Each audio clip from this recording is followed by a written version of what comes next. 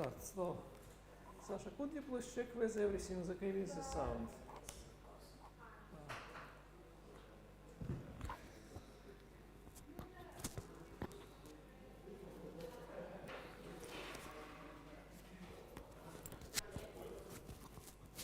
Раз.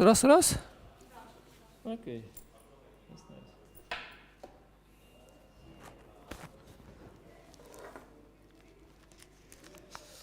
So, let me recall very last topic of the last talk.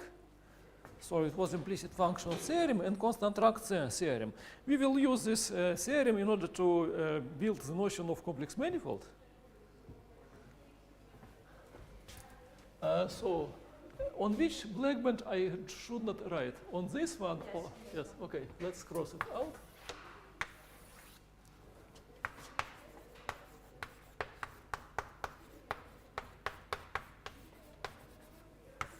So implicit function theorem. So let us take U in Cn and V in Cn, and both of them contain 0. And let us consider a holomorphic map F from the product to Cm. And we require that 0 is sent to 0. 0 is sent to 0. And it's holomorphic. And we require that the following. So let here the variables are z, and here the variables are w.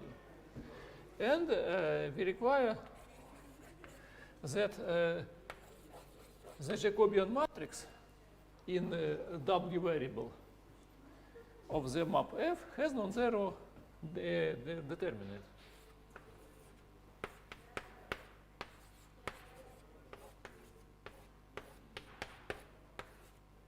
That's it. Non-degeneracy. Then the statement is the following, that there exists small neighborhood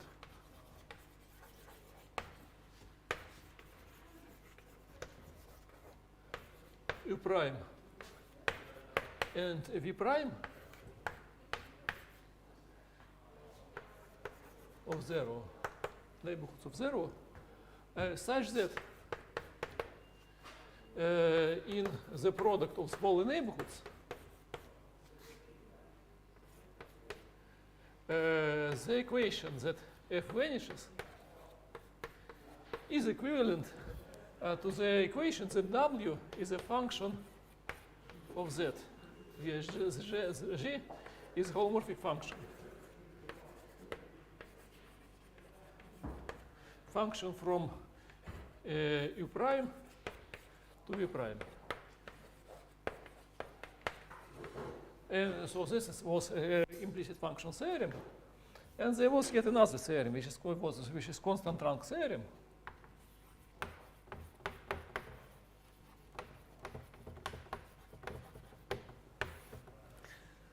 It was a corollary, deduced from implicit function theorem as a corollary. It's like this. So let us take U in Cn, open subset, and let F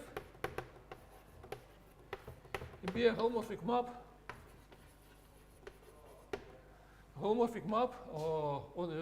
on U, and we require that rank of the differential is equal to the given number, to L, at each point of the domain. The rank takes constant value L. That's it. And let 0 lies in U. Then there exists biholomorphic change of coordinates. So coordinates y, y1, etc., yn on a small neighborhood of the origin, and w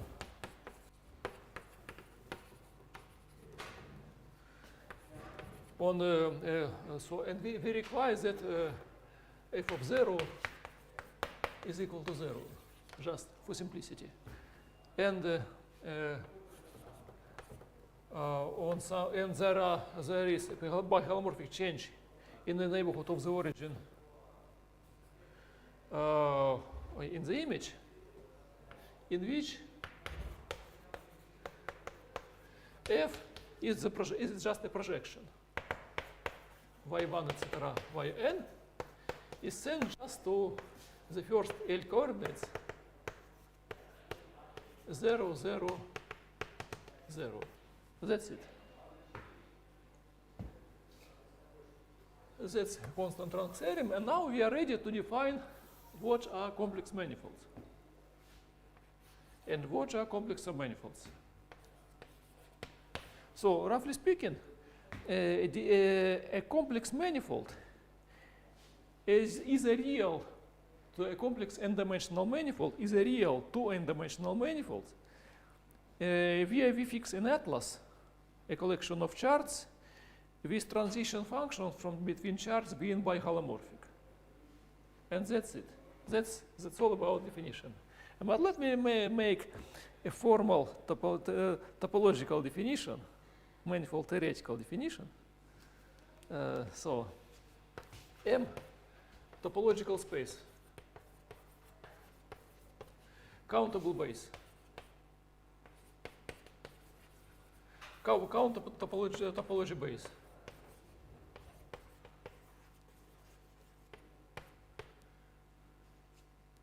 And we say that M is a complex manifold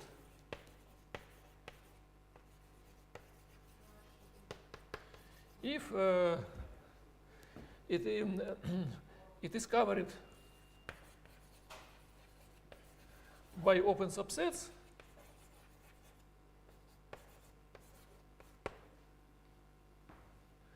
and such that there exist homeomorphisms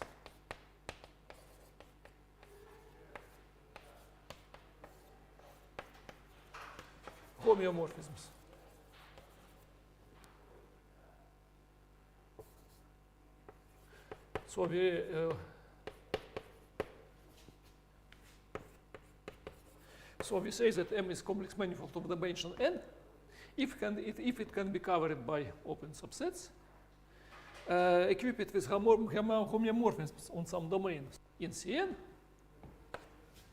such that for any intersected domains, UG and UK, one has the following. If you take the composition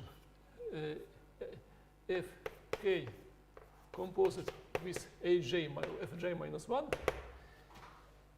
it is a map of Fj from intersection to Fk of intersection is biholomorphic. Biholomorphic means holomorphic with inverse.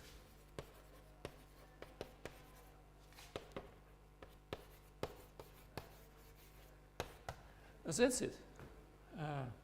That's all about definition of complex manifold. Very standard definition. With only difference that the transition functions are biholomorphic. And so, and now let me introduce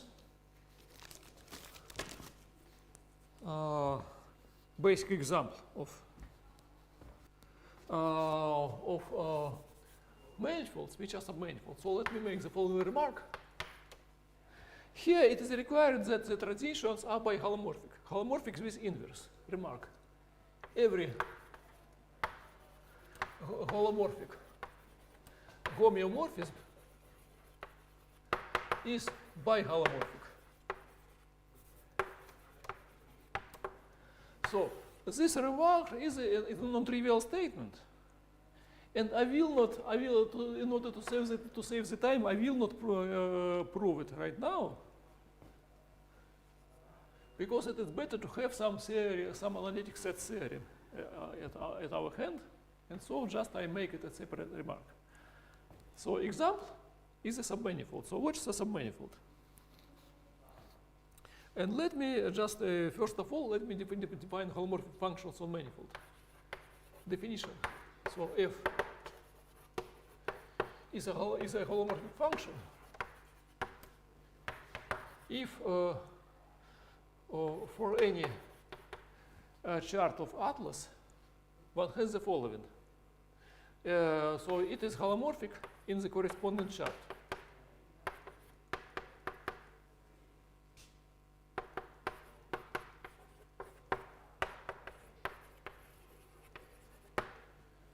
So now let us pass to the definition of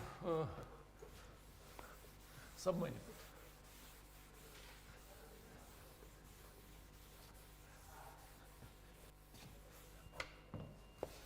So which are classical? What are classical examples of complex manifolds? Of course, you have seen Riemann surfaces in your course of one-dimensional complex variable, and of course complex tori, complex spaces, classical complex Lie groups, etc. Many examples. And if you take two generically chosen simply connected domains in C2, they will be not biholomorphic as complex manifolds. While in the one dimension, the only complex manifolds, or simply connected complex manifolds of dimension 1 are a sphere, the complex line, and a disk. In 2 dimensions and higher, there is a counter family of non-biholomorphic domains in Cn. So now submanifold. So let us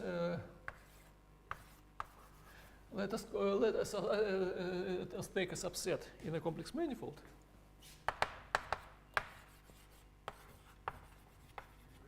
It is called a submanifold if it is closed as a subset of the M-bind topological space, and each point has neighborhood in M, in which there exists a biholomorphic map which sends you to a domain in Cn. So M is of dimension n. Consider it M. A submanifold of dimension k if the following holds. There exists a biholomorphism of the neighborhood of x in M to a domain in Cn, such that we have the following, such that the intersection of S with U is sent to a coordinate subspace. So let the coordinates here be Z1, etc., Zn, and the coordinate subspace will be Zk plus 1 is equal to 0, etc. Of course, coordinate subspace intersected with V. So this is notion of submanifold.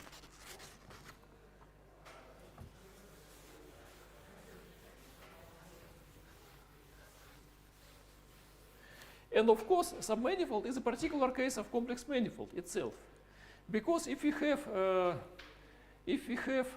two intersecting charts,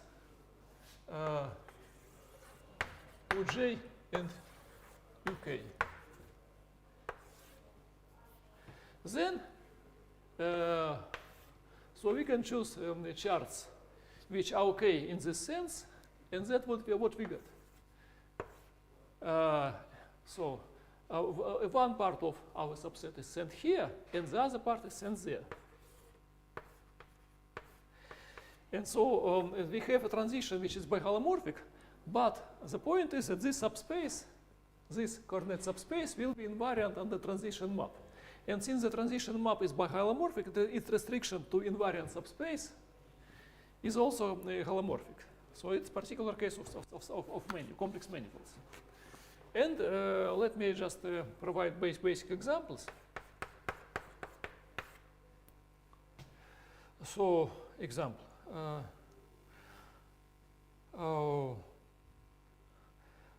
For example, coordinate cross.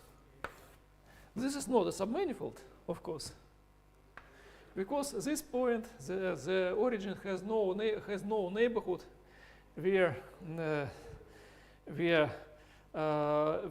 whose intersection this coordinate cross be sent by holomorphism to some complex line. This doesn't exist. So it is not a submanifold. But if you take punctured coordinate cross, this is submanifold in C2 without the origin. If we puncture the origin, then this strange point is punctured. It's away, and everything is fine.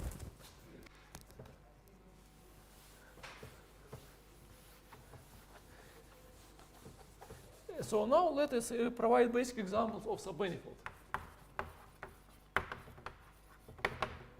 Basic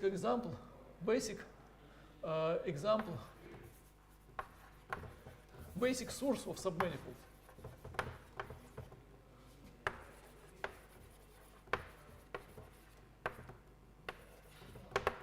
So let us take a function g on a complex manifold with values in Cm, and M is n-dimensional complex manifold. G is holomorphic. And let us consider that the rank of G is equal to M everywhere.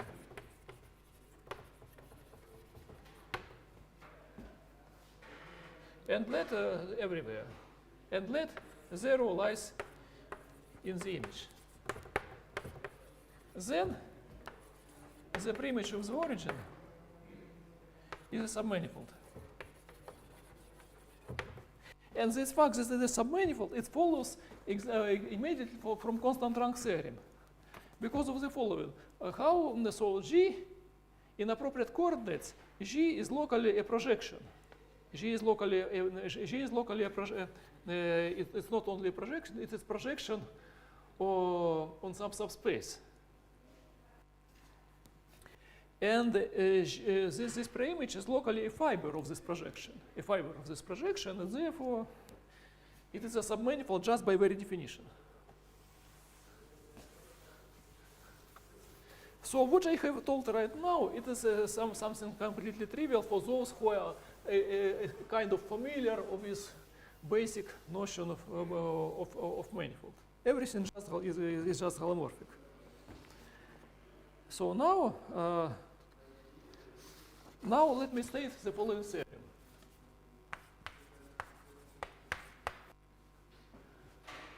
So let S be a submanifold, complex submanifold of codimension 2, of codimension at least 2.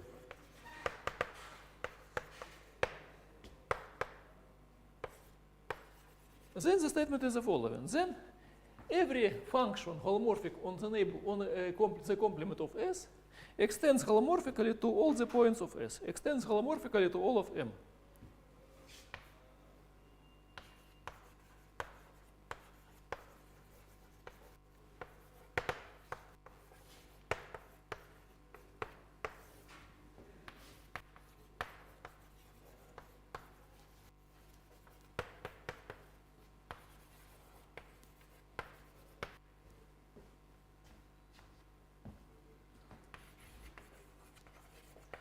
So, actually this statement is purely local.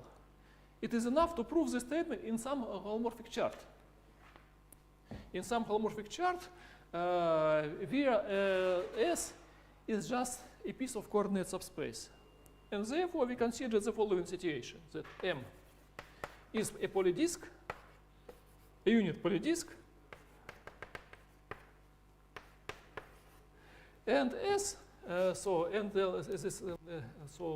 delta lies in Cn with coordinates z1, etc., zn, and S is the following.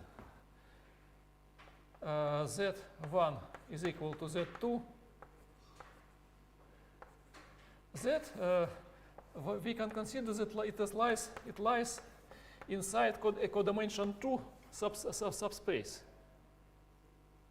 It can be, S itself can be either of codimension 2, then we can consider that this is S is this, and it lies inside delta.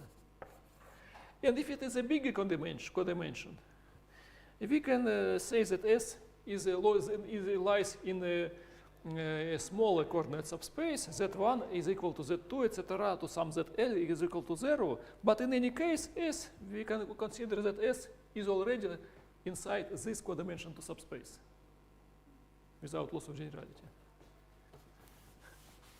And we are in our previous situation, Hartog's theorem. We have to show that every function holomorphic. Show F is holomorphic. F holomorphic on the complement of delta to this codimension 2 subspace. It extends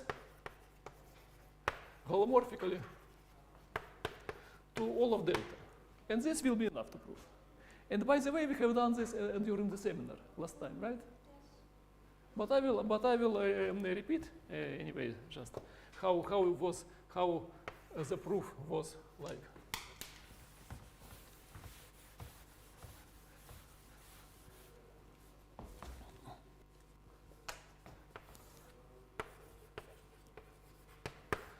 Proof constructs Hartog's figure.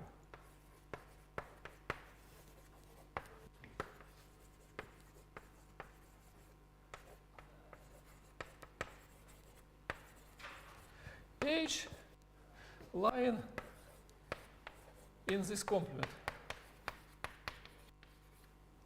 Once we manage to construct Hartog's figure there, then every function holomorphic in on Hartog's figure, and hence any function holomorphic on this bigger complement, it extends holomorphically to delta.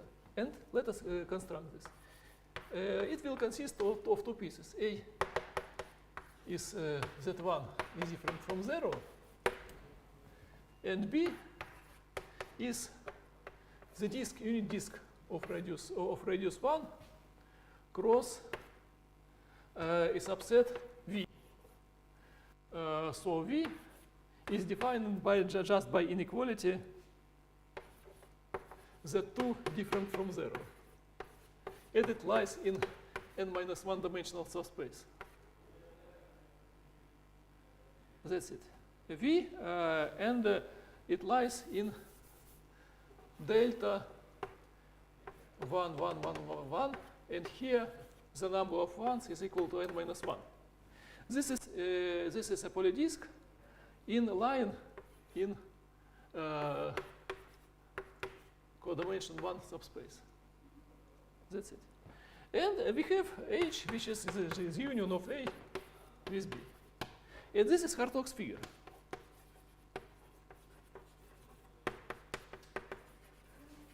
And we already know that every function defined on such a subset on H extends holomorphically to all the whole polydisk, and we have seen that it both during the last lecture and during the last seminar.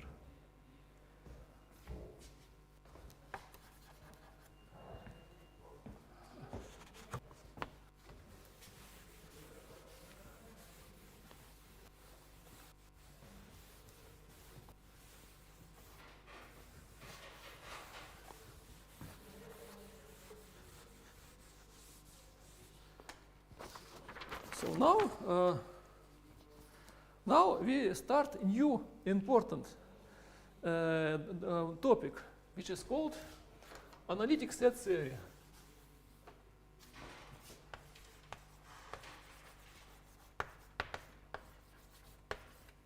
So analytic sets are objects which arise in almost every domain in mathematics. They are generalizations of submanifolds. They are so-called submanifolds with singularities. For example, coordinate cross taken with origin, to have with origin, is an analytic subset. Now let me give a formal definition. Let me M be a complex manifold.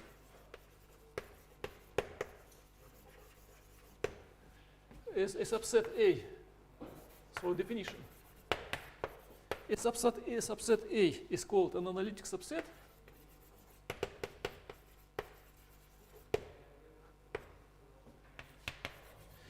if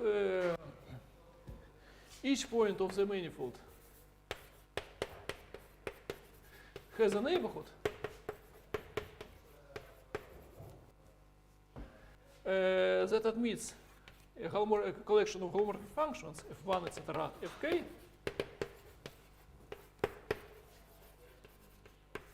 with the following property.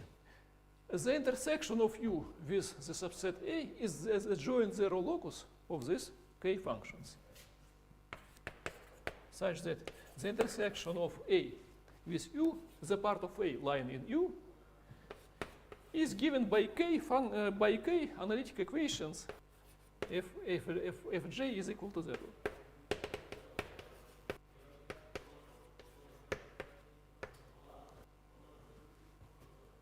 That's it. So, a trivial example. So, examples. Submanifold. Submanifold is clearly an analytic subset because submanifold is something which locally looks like, which is closed and which locally looks like a piece of coordinate subspace.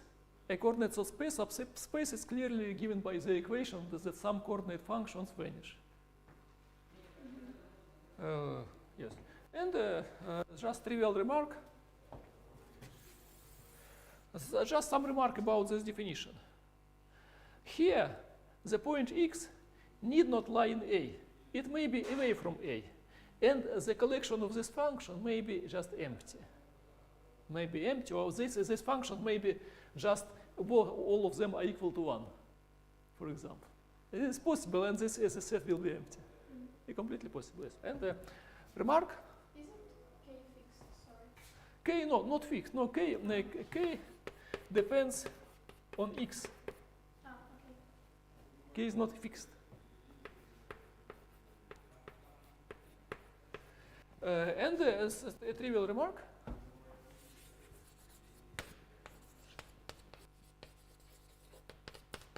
analytic subset implies that it's closed. Closed subset. Why it's closed? Because the zero locus of a collection of functions is a closed subset. It is preimage of the origin and the holomorphic vector function with k components f1, etc., fk.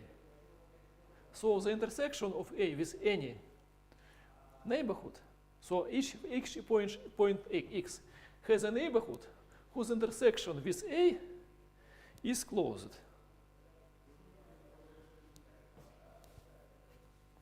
And this implies that A is closed, because if A has an accumulation point x, then at this x we can find such a neighborhood.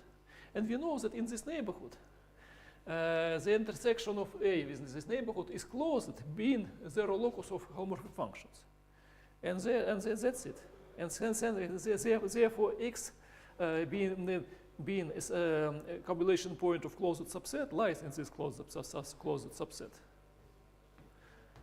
So that's okay. So first example is submanifold. Second example, again coordinate cross. Coordinate cross because it is given by equation xy is equal to 0 by global analytic equation. And the general example, f is equal to 0, f is holomorphic, global holomorphic function on our manifold. For example, another example, one can take a collection, for example, of a line and of a plane in C3, C3. So this is x1, x2 plane, and this is x3 line. And we have union of coordinate, two-dimensional coordinate subspace and one-dimensional coordinate subspace. It is an analytic set, subset given by the following equation. X1, x3 equals 0, and x2, x3 equals 0. These two analytic equations are globally defined, and they define us this union.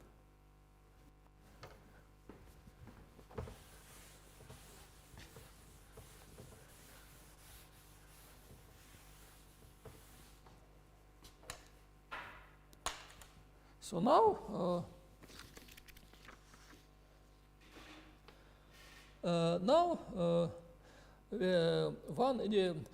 one of the main definitions. Regular part of analytic set.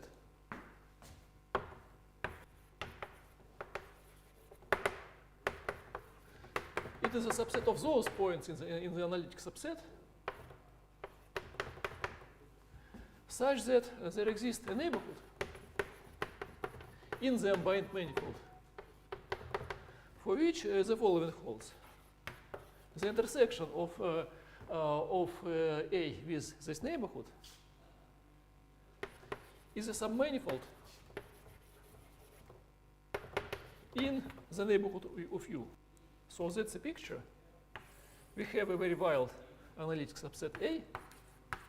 We take a point, we take a neighborhood, and we require that the part of A line in this neighborhood be a submanifold. And shrinking our neighborhood by the very definition of submanifold, we can achieve there exists a biholomorphic map which rectifies this part of analytic set in U, which transforms U to a domain in Cn in such a way that the intersection of A with U is transformed to an open subset of some coordinate subspace. So, for example, here in these examples, the regular part, if we puncture this point, then all this stuff be a regular part. And the point is a singular part. The origin is a singular part. That's it. So, and async by definition is the complement of A to its regular part. So this at the right, we have one singular point. Sorry? We have a loop at the right, so there we have only one line to be asynchrotous, yes? Here we have only one singular point, yes. Here also. And here, yes. Here in this picture we see only one singular point. But it may be another one, like this. Yes, of course, there could be as many singular points as you want. But if you work in two-dimensional complex manifolds, in this analytic subsets which do not coincide with it, just with which are analytic curves, then not only self-intersection points are singular. For example, I can provide you another important example.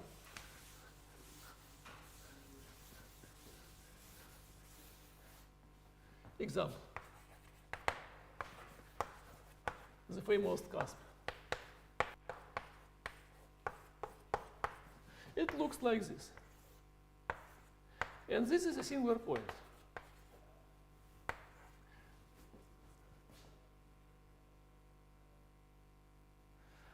how can one see that it is a singular point? Roughly speaking, like this.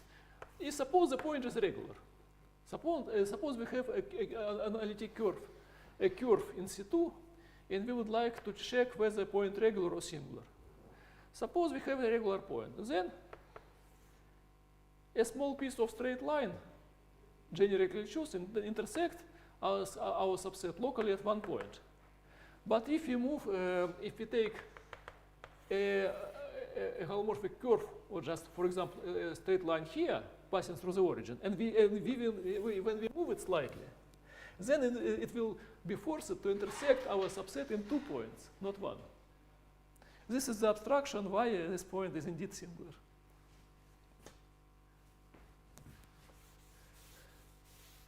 And in these points, there will be already problems on the level of tangent subspaces.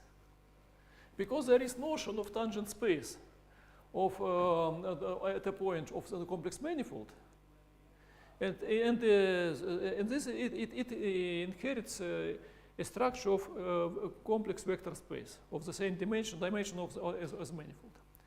It is just you can imagine that it is that you take the real to n-dimensional space and you equip it with complex structure in a natural way. If you have a submanifold, analytic submanifold, complex manifold, then at each point of the submanifold, the tangent space to the submanifold is a subspace of the tangent space to the ambient manifold. It's complex vector complex subspace. And here, just for this reason, we know that if this point were regular, then the tangent subspace and thus the analytic subset B were a manifold, then the tangent subspace to this manifold should contain this two-dimensional subspace tangent to the hyperplane and this one-dimensional subspace tangent to the line. By the very definition of tangent space through real curves and whatever. Yes. And therefore, the tangent subspace to the manifold, to the so-called submanifold, will be everything. Will be the complete tangent space to the ambient manifold C2, C3 at this point.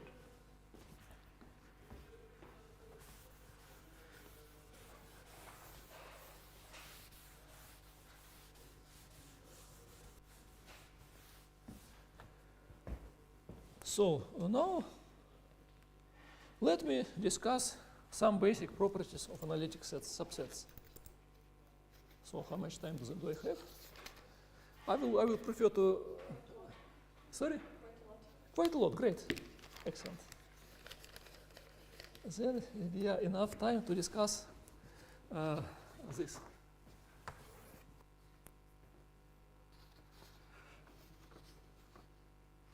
So I will ask the other Alexei to give the following exercise at the seminar, the following general exercise.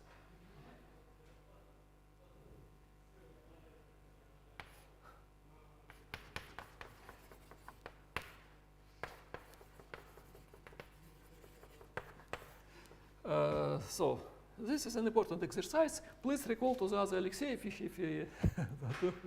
in order to do this. Exercise the following. Let us take a domain in Cn containing the origin, connected, and f a holomorphic function. Holomorphic function, let us consider the zero locus. A is zero locus of f is just f equals 0. That's it. And let us make the trivial remark.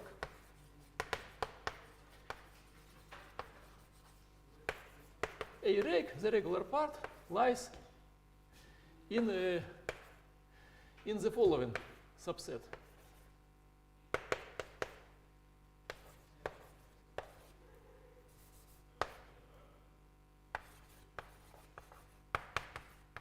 So we take the zero locus and we erase those points where the differential of Vf vanishes. We erase those points at which the differential of Vf vanishes, at which all the derivatives of f vanish. We erase critical points of the function f from the zero locus. And this is a completely trivial inclusion. Because, look, let us take a point x at zero locus, and let the differential at the point x be non-zero. Then A is locally a submanifold near x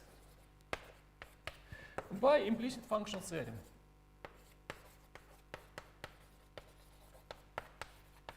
That's it.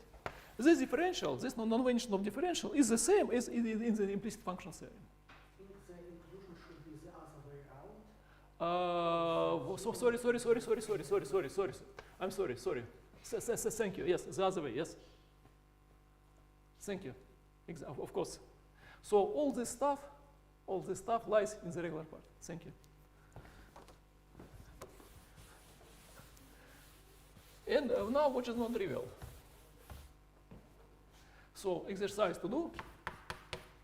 So to do the following. Let this part be dense in the zero locus.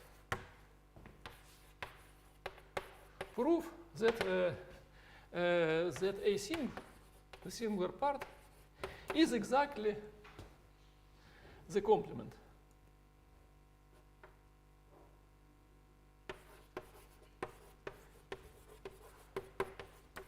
It's exactly those points of the zero locus where the differential is zero, where all the derivatives zero. That's it.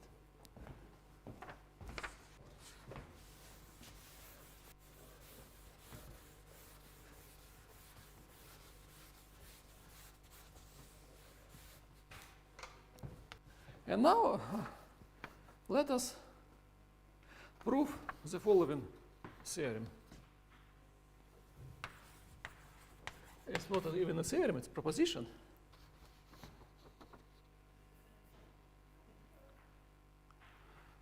So let M be a connected manifold.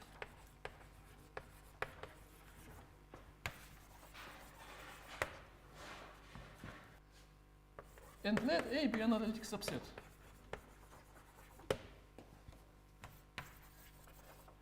Then there is a following alternative. A is either R. A is all of M, or A is nowhere dense. And in this case, its complement is dense.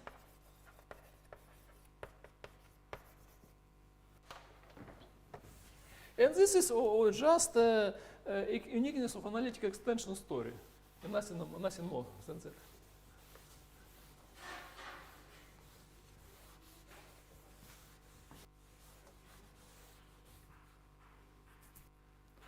So let us prove it. So the only thing to do is to analyze the case when the interior of our analytic set is non-empty. Because if the interior is empty, then everything is fine. Then we are in the second case. So goal to show that A is equal to M. So let us prove it. So the interior of A is open, right? Claim it is closed. Closed. And of course, open and closed set subset in a connected manifold is the manifold itself. So let us prove it. Prove the closeness. So let X be in the closure.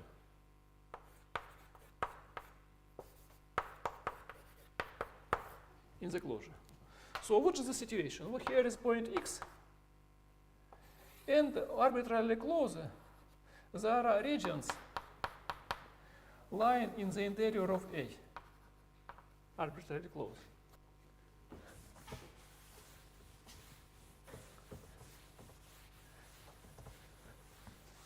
Then let us take a neighborhood of X from the definition of an analytic set, where is the intersection of with U is given by zero joint zero locus of analytic functions. That's it. And we know that Fj restricted to the interior of A intersected with U is identically equal to 0, right? It is equal to 0 and it's an open subset in U. And this implies that Fg equals to 0 identically on U by uniqueness of analytic extension.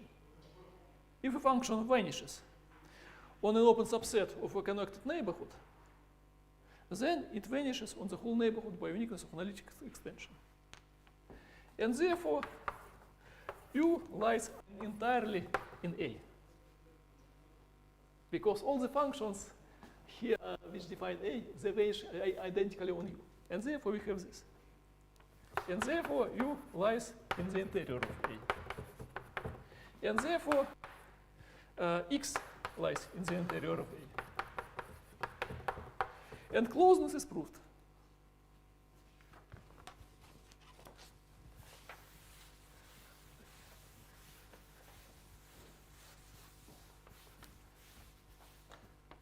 So now let us prove elementary properties of analytic subset.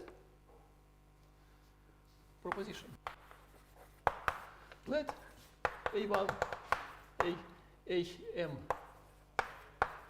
be analytic subset. Then their union and their intersection are analytic.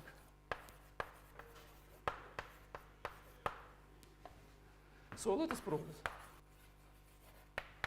For the intersection, it's very easy, because we can, for every point X, we can find such a neighborhood in which each analytic subset is defined by its own collection of analytic functions.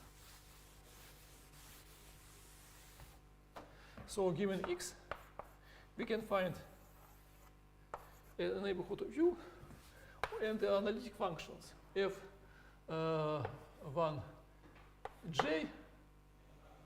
So F1J, etc. Fmj, J is from 1 to Sj, in such that Aj intersected with U is Fj,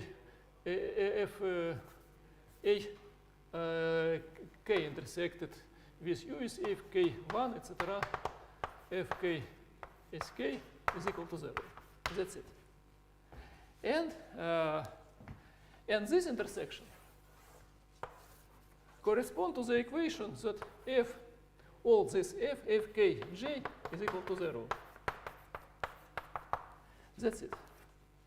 And therefore, it is given by a finite number of analytic equations. It is analytic subset, nothing special. It is slightly different for union. How to treat the case of union? Maybe somebody could suggest something.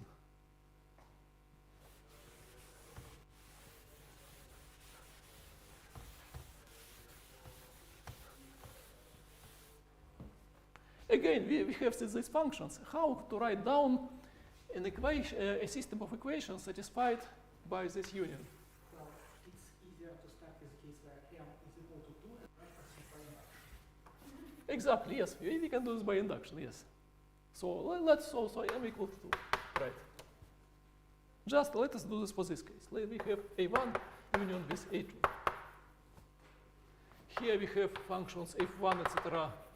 F11, etc. F1 S1, and here we have F21, etc. F2 S2, like this. How to combine an equation, a system of equations defining this union? how to combine this from different products of these functions. For any I and j, we take the product f1i, f2j. f1i, f2j is equal to 0 for any aij. And that's it. That's all.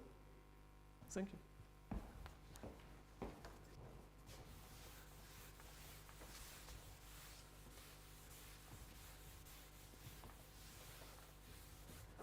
And now, now let us go further on. Let us prove an important theorem. That saying that the regular part of analytic subset is always exist, non-empty, and always dense in the ambient analytic subset.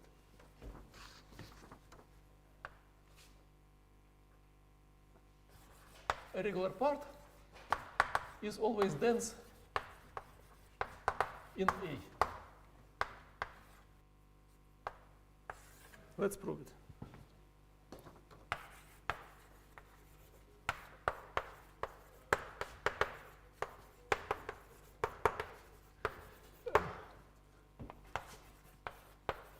So the proof will be by induction in the dimension of the ambient manifold. So the induction base is trivial. Is n is equal to 1. What is a submanifold of one-dimensional manifold? It's a point, right? And a point is always submanifold. And it's a regular point of itself. Nothing special. And induction, let's make induction step.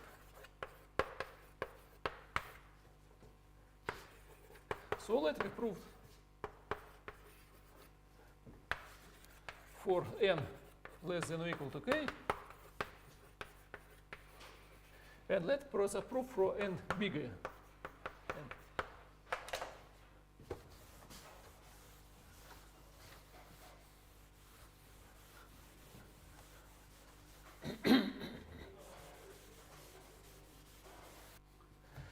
So we have to prove that every point x, the goal,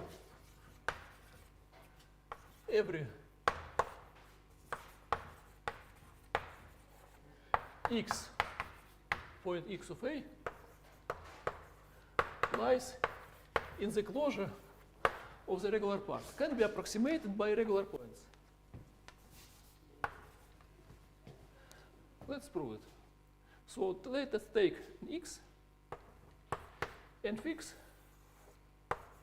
arbitrary neighborhood, arbitrarily small neighborhood of the point x, in which and so we show that v does intersect the regular part. There are regular points in arbitrarily small neighborhood. And to do this, let's consider that in V, A be defined by a collection of functions.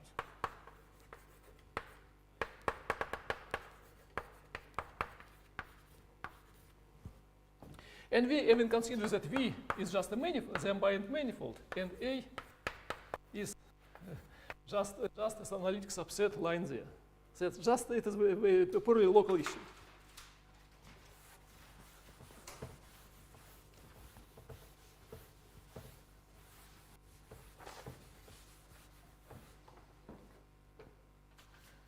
Now we do the following. We consider we consider that V lies in Cn, and the origin lies in V. The origin is, and x is the origin lying in. That's it. So we are working in a domain of complex linear space, vector space, and we are working in the neighborhood of the. We are working in a domain containing the origin, and all the functions are holomorphic in this domain. Therefore, these functions are functions of n variables, n complex variables, and therefore we can derivate them. So let us take some derivative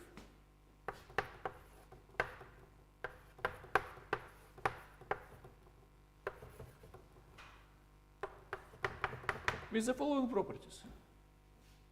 So J on A is equal to the origin, F1, sorry.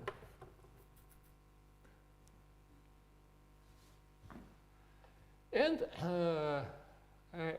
but there exists an index G such that the derivative is not identically equal to 0 on A.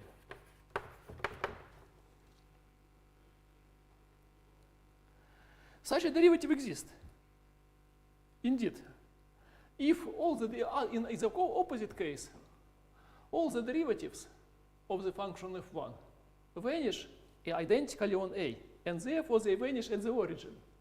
If all the derivative of the function vanish at the origin vanish, then it has completely zero Taylor series. And therefore it is identically zero.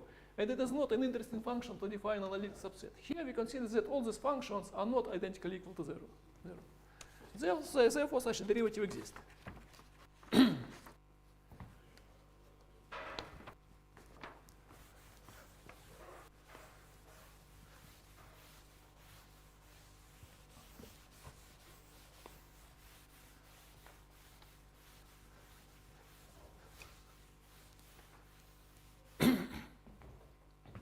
Now let us take a point y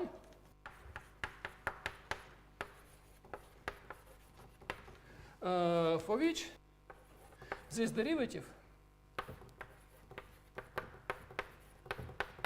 is non-zero. And so what do we have? Consider what happens in the neighborhood of this point y. Here we have a submanifold. Near this point y, we have a submanifold, local submanifold,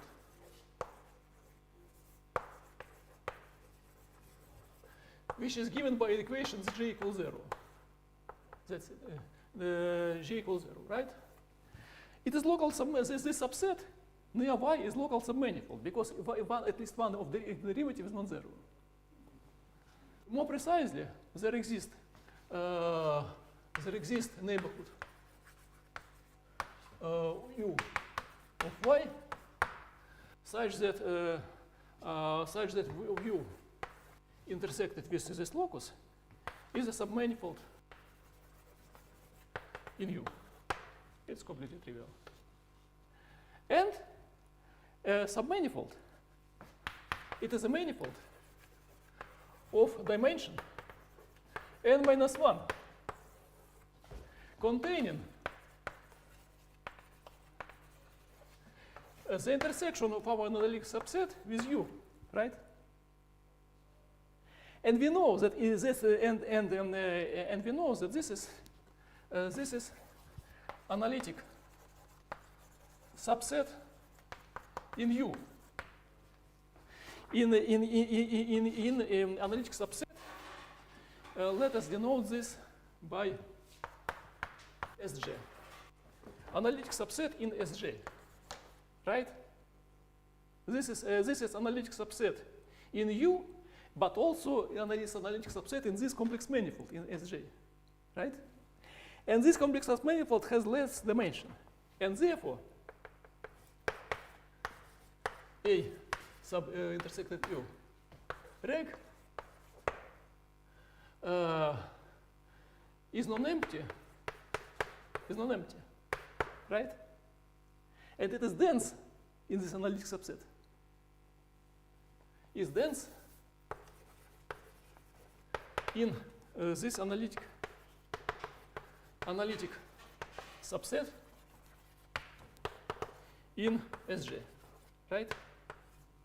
Therefore, the set of those points of this analytic subset where this subset is locally submanifold here is dense by induction hypothesis. Because induction hypothesis implies that in this Sj, which has less dimension, this is true by induction hypothesis. But now, let me make the following trivial remark. A submanifold of a submanifold is a submanifold of the bigger manifold, right? This is the only issue which we have to discuss here. Because what does it mean, a regular point of? Let us denote this A prime.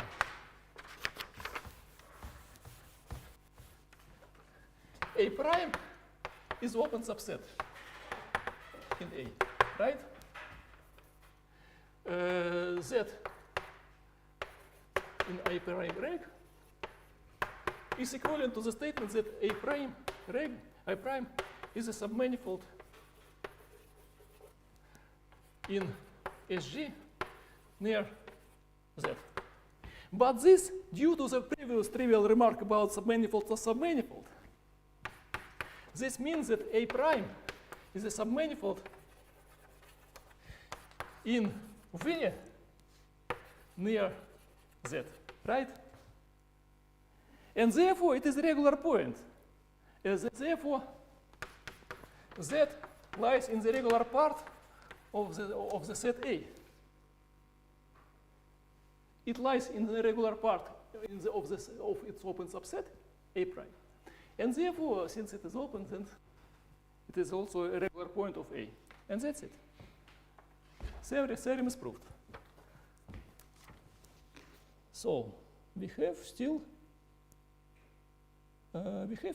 15 minutes approximately. Great. What we can yet discuss?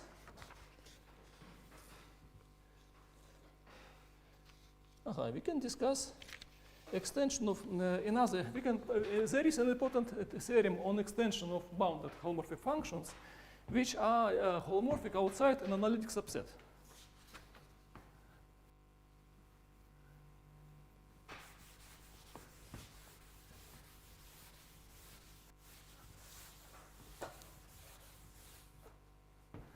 So, extension of bounded holomorphic functions. Theorem. Let A be analytic subset. So we consider that it is for simply to make everything non-trivial, we consider that M is connected. And A is different from M, and therefore nowhere dense.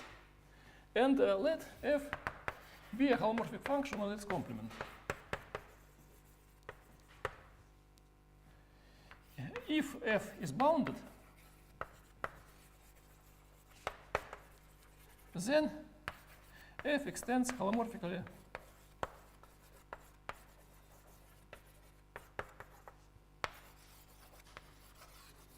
to all of M. Then all the singularities A can be erased.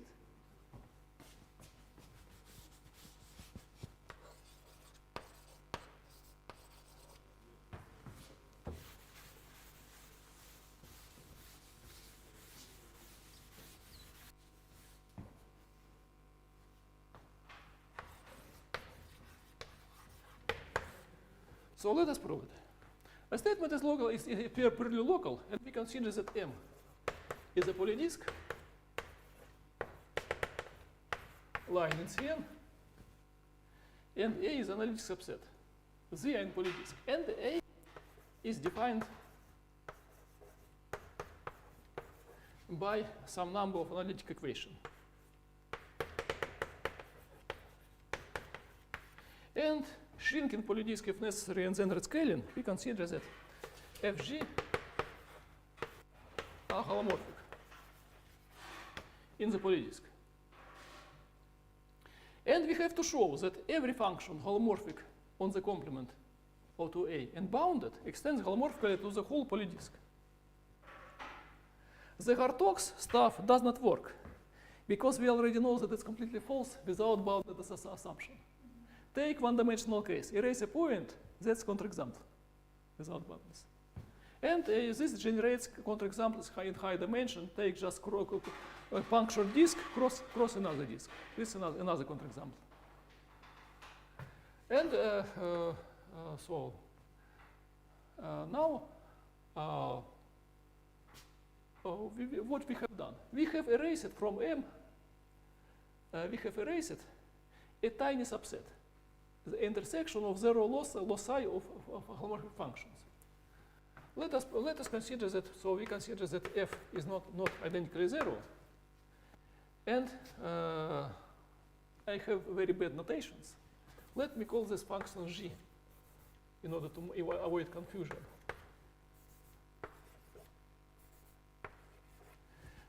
So, and so I would like to show the following, that f holomorphic on the complement to a bigger subset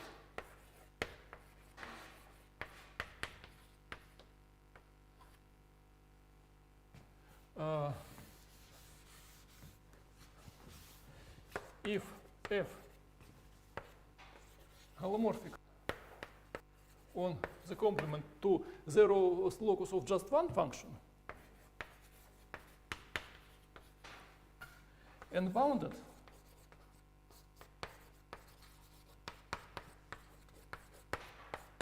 we have to show that it extends to the whole polydisk. Therefore, we deal just, in other words, we deal with a big analytic subset, which is zero locus of just one function. And we prove this stronger statement for just one function.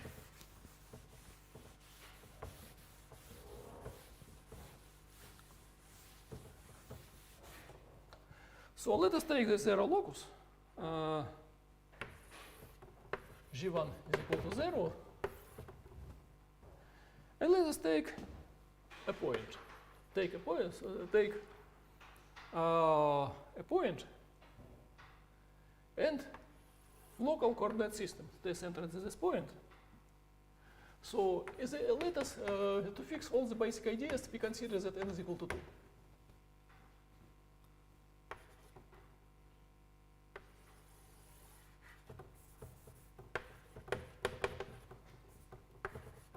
And we have two coordinates, z and w. And we choose these coordinates in such a way that G0, G1 evaluate restricted to the w axis be non-zero. Yes, and we can do this because we know that this function g doesn't vanish identically, and therefore at least on one line passing through the given point it doesn't vanish. We will call this line w axis, and we choose the additional coordinate z. And let's do that with the following. So f of 0w is holomorphic in w, right? And bounded. And therefore, the intersection of w axis with the zero locus is discrete. Is a discrete set of points, right? And isolated singularities. So removable singularities for f.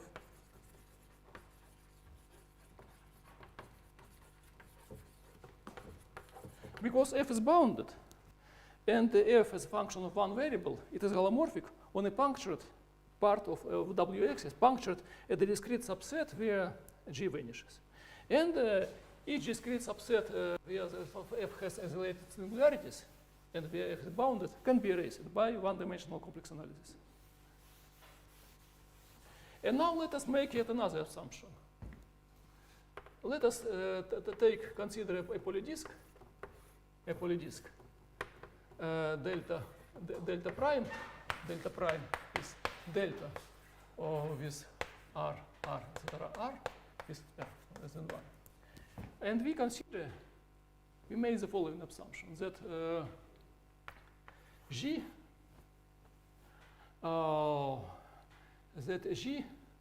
is non-zero on the following. On the boundary, we are working two dimensions. G R to delta R, delta nu R, like this. So the G does not vanish on the part of the boundary, on the disk of radius nu cross the boundary of disk of radius R. So here, G does not vanish at all.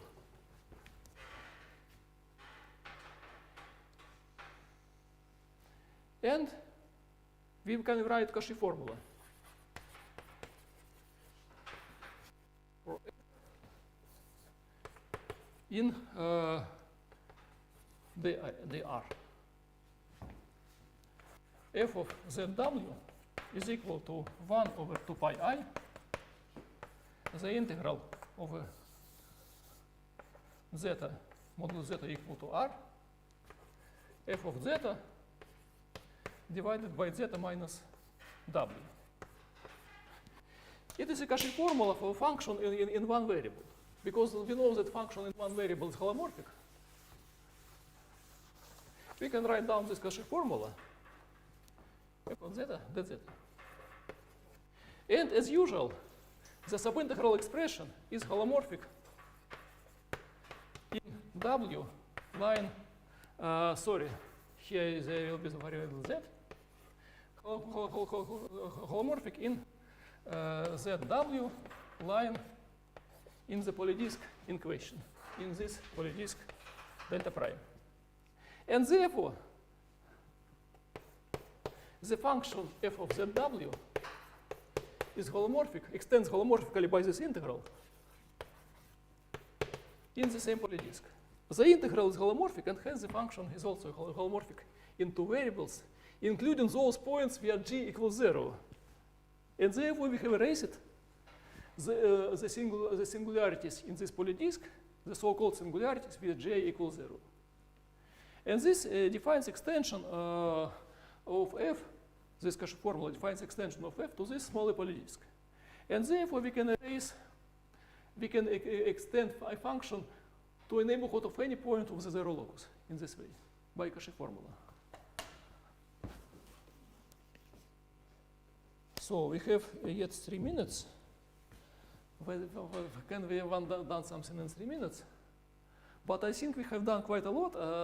Maybe you would like to stop and to discuss some questions.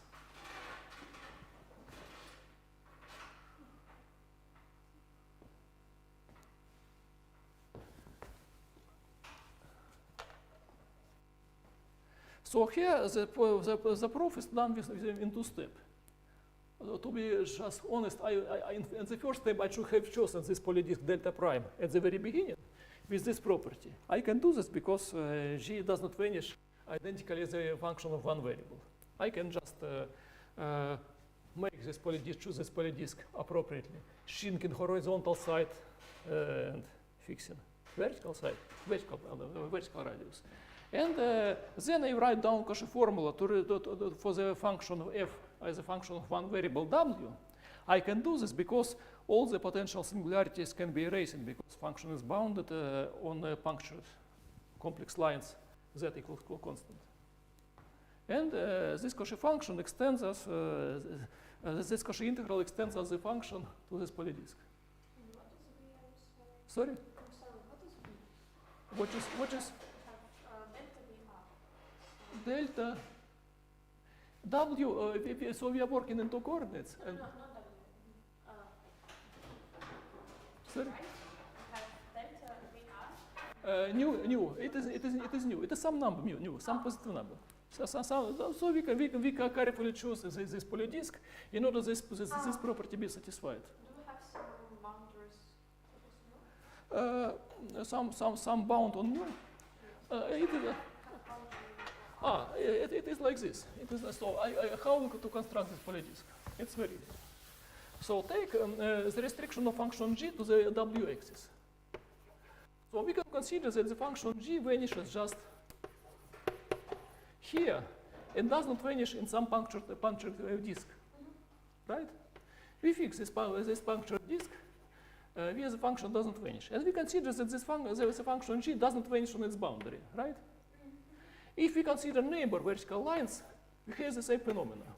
We shift, we move translation of this disk, and the same property is satisfied.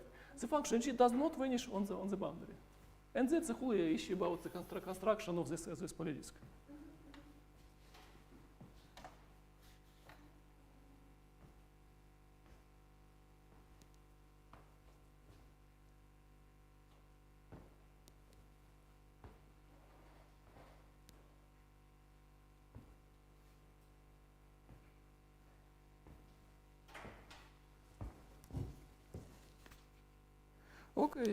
Okay, so now we have a break, and then the other Alexei will come soon.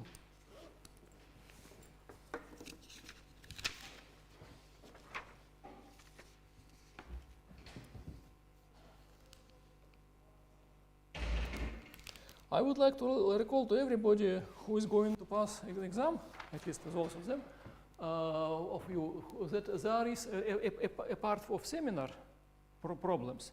There is also a problem sheet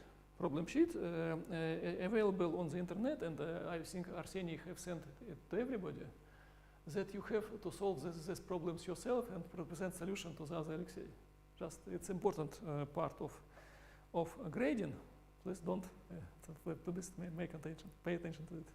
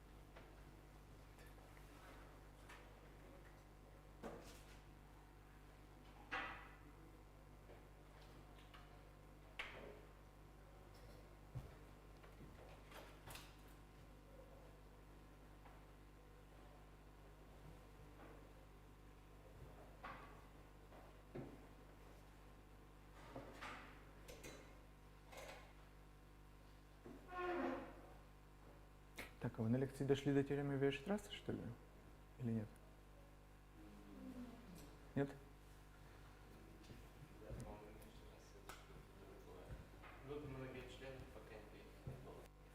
Латерального именно обучальных особенностей. Угу. Понятно.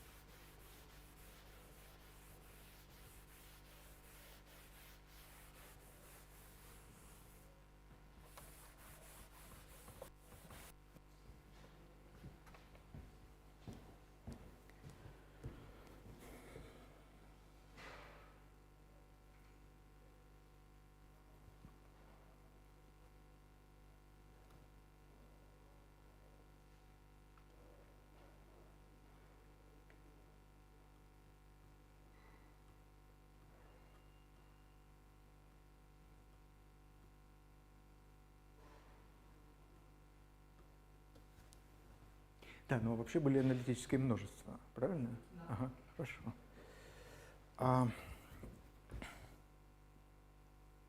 Okay, so there are a few problems about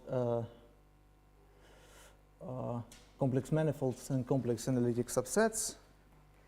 So let's start with the following one.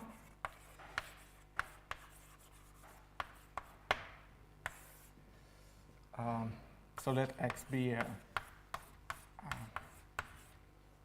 complex manifold.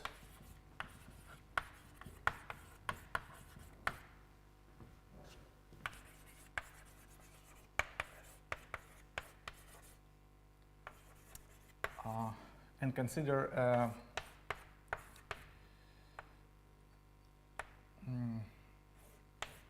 so an analytic subset.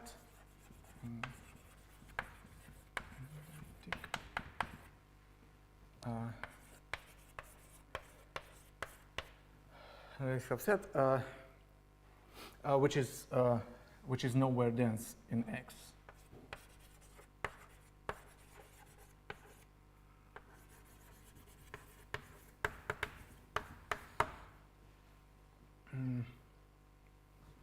So then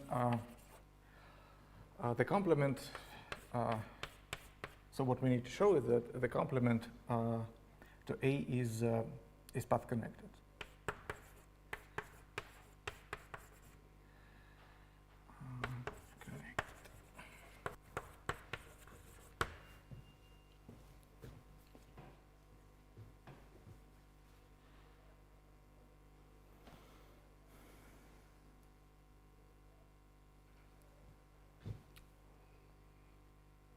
Yeah, and X should be also connected, of course.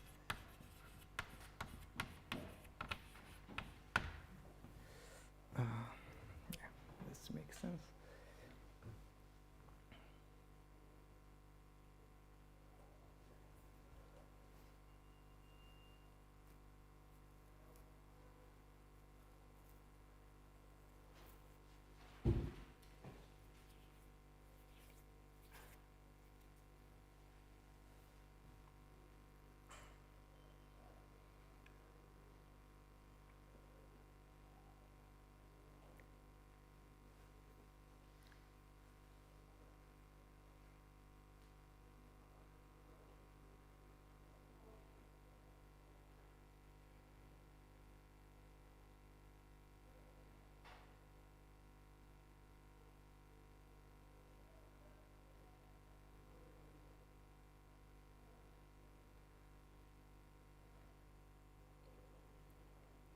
So first of all, is the statement of the problem clear? Okay. is it?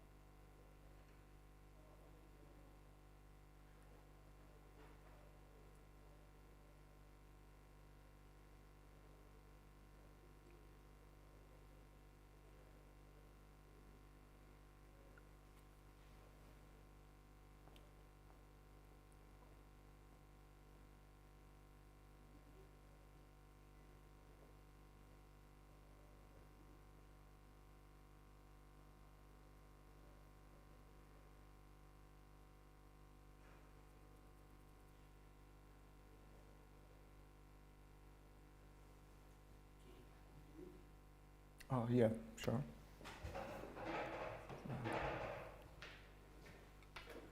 So there is a trick we could use.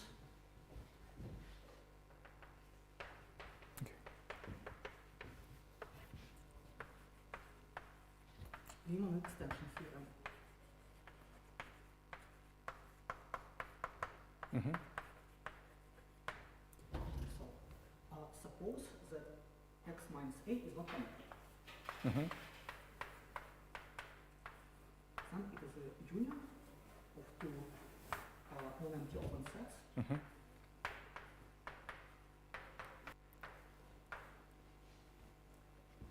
And we can construct a function f from x minus a Mm-hmm.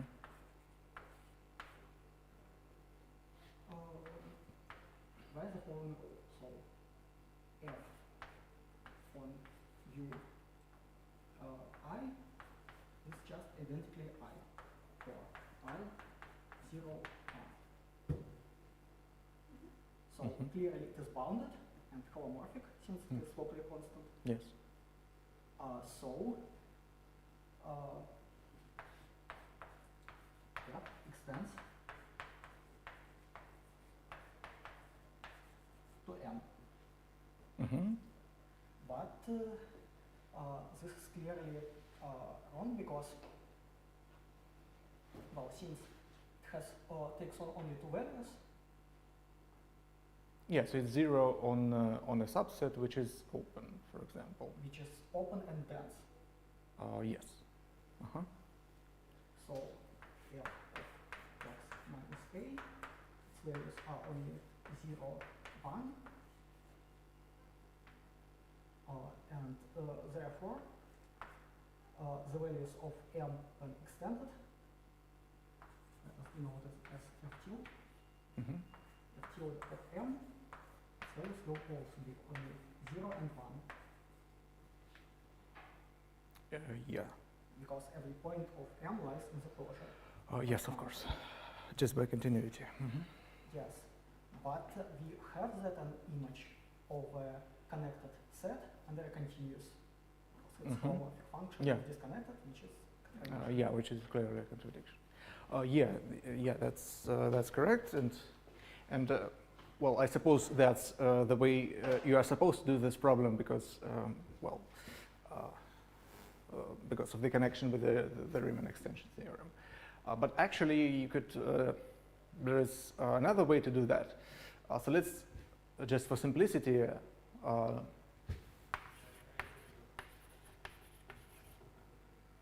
Second proof. So suppose for simplicity,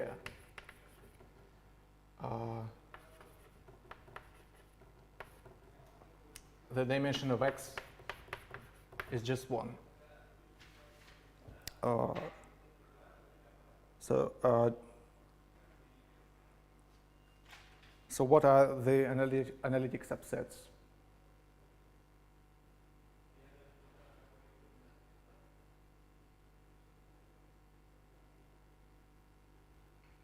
Discrete sets of points. Yeah, pretty much. But maybe, yeah, you can just assume that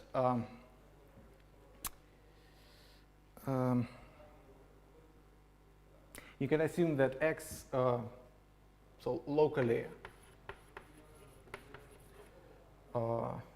x is isomorphic to an open set in where in C, because the dimension is 1. And this is an open subset, right? So you can just consider a point P in A inside of X and take a neighborhood. So a neighborhood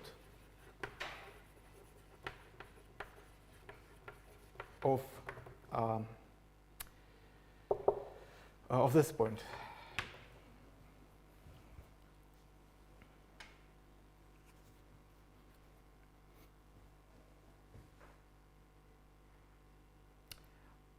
Yeah, so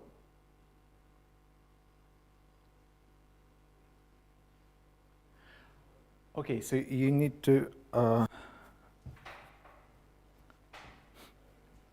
so you need to know that in case of dimension 1, P has to be an isolated point. So just it suffices to consider just a neighborhood of 1 point in C, which is clearly path connected. If you just throw out 1 point from a disk,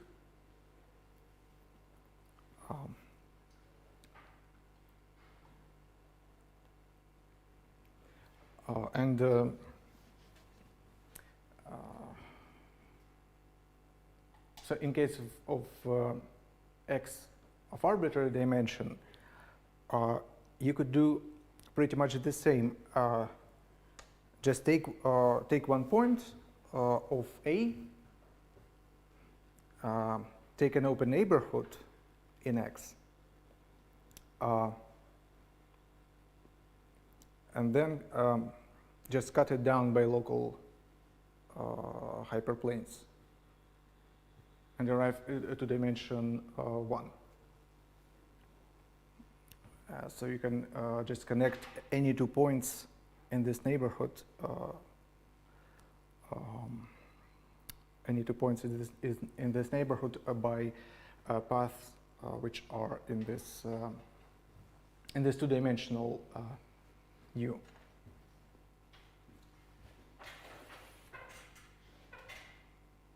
But that's much easier, of course. Okay.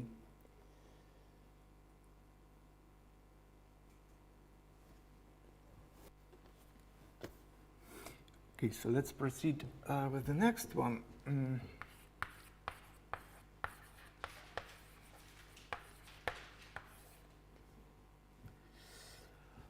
So we consider an open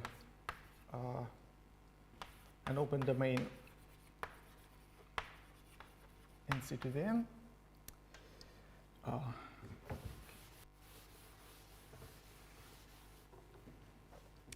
So we consider an open domain and a holomorphic function from U to C.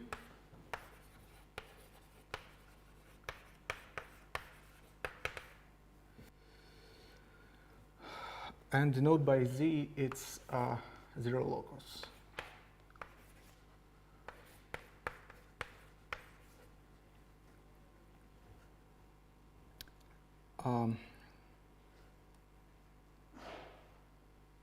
Okay, so this is a subset in the U. and denote also by Z prime the critical locus of F.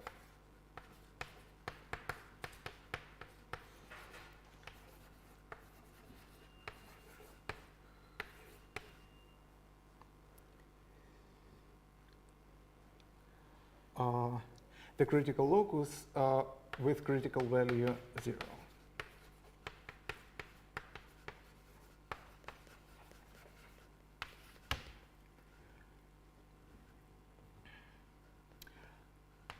Suppose that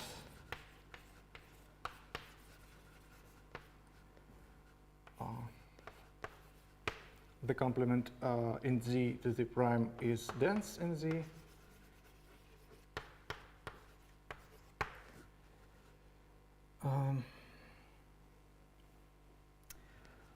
So let's show that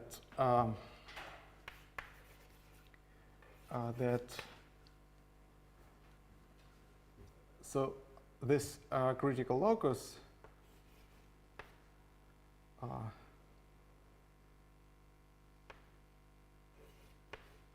the subset lies in the set of singular points of Z.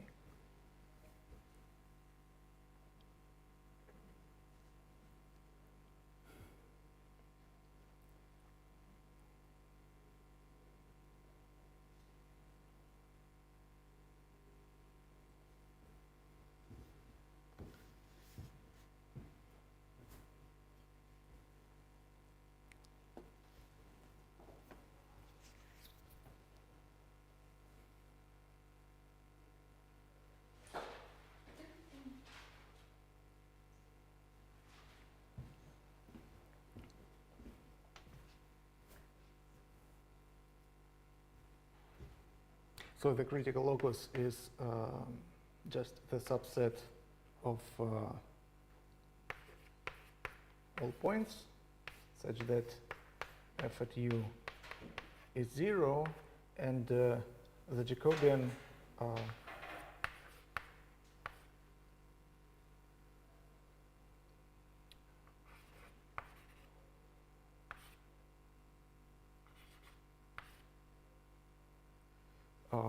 so how to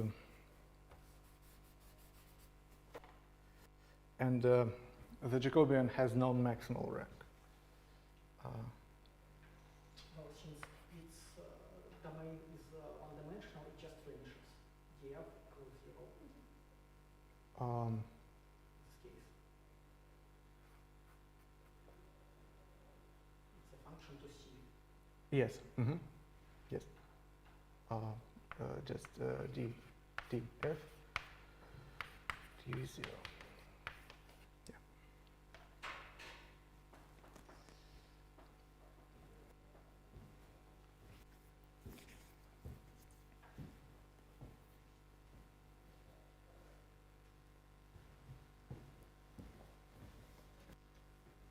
So, and this means that if say we have a point in Z prime, then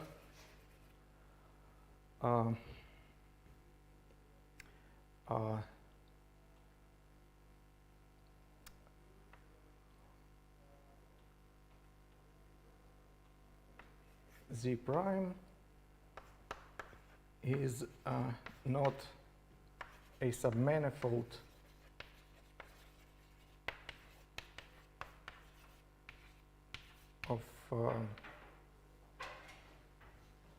of Z at E.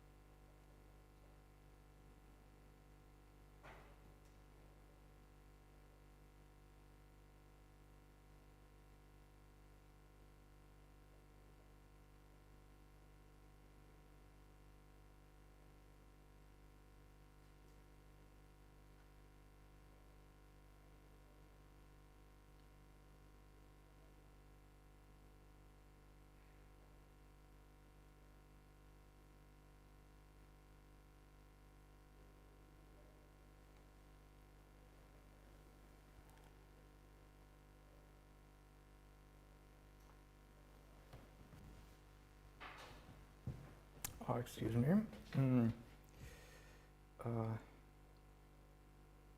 No, I'm sorry.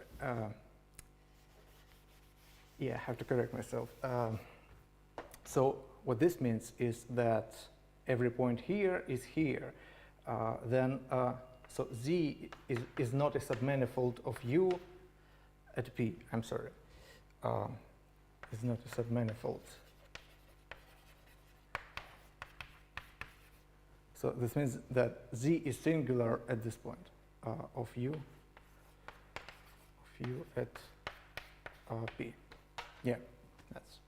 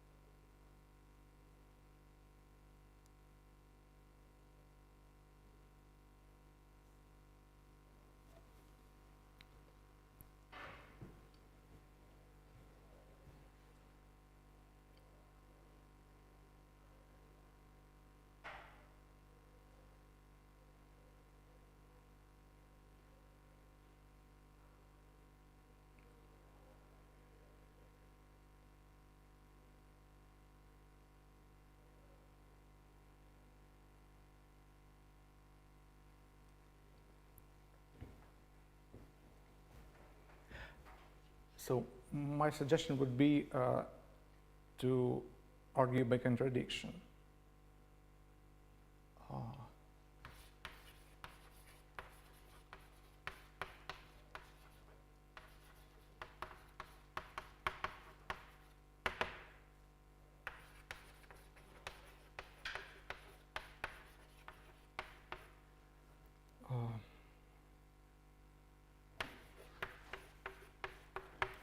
So suppose there is a point in Z prime such that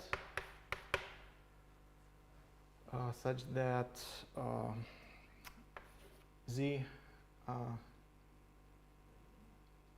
is a submanifold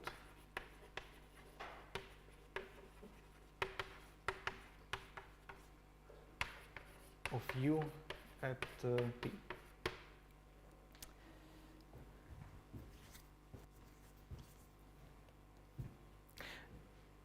So,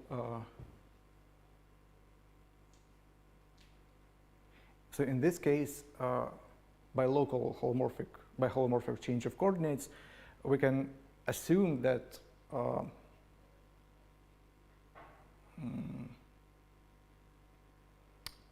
our Z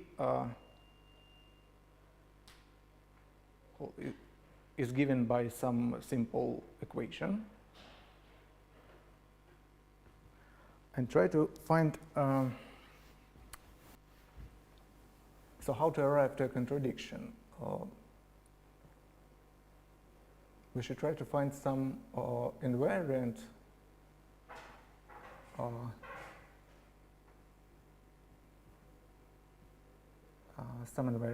which doesn't change under by holomorphic transformations, and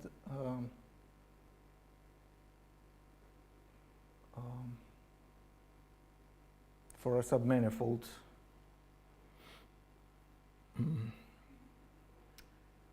it takes one value, and in this situation, it takes a different value.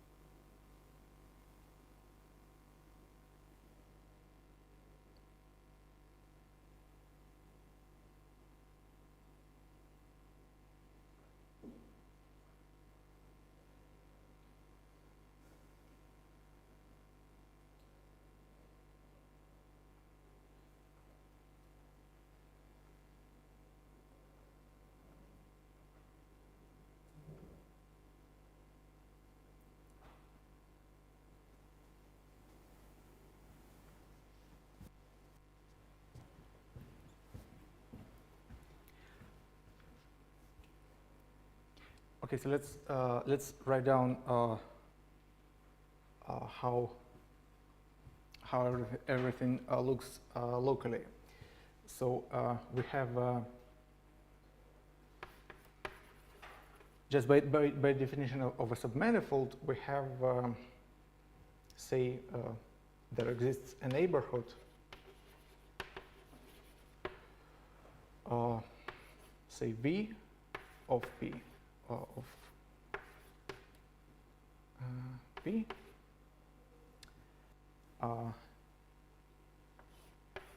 and this neighborhood is biholomorphic with some neighborhood of 0 .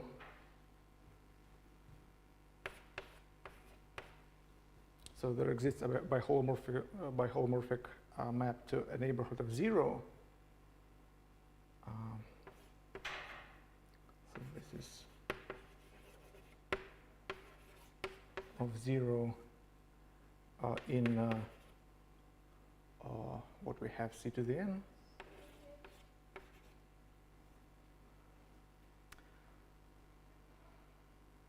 Such that, well, so Z is a submanifold, so which is globally and of course locally given by just vanishing of one function. So we can arrange so that here we have V intersection with Z, and if we take its image under the biholomorphism, so this will be, it's actually very simple, just one hyperplane.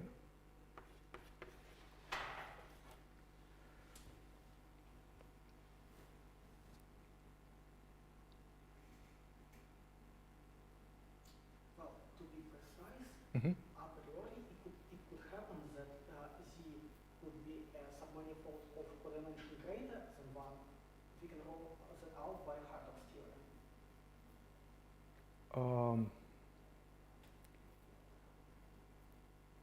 Of codimension, so Z is just the vanishing set, right? Yes. Yeah, but then So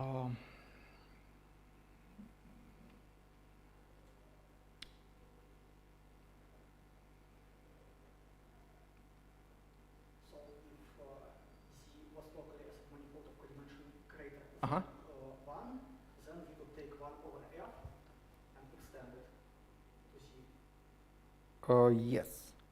which is a contradiction. Mm-hmm. Yes, that's right.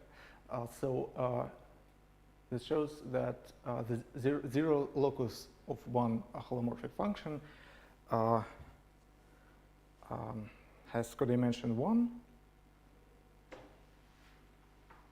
Yeah, and locally, well, if it is a submanifold, so at this point,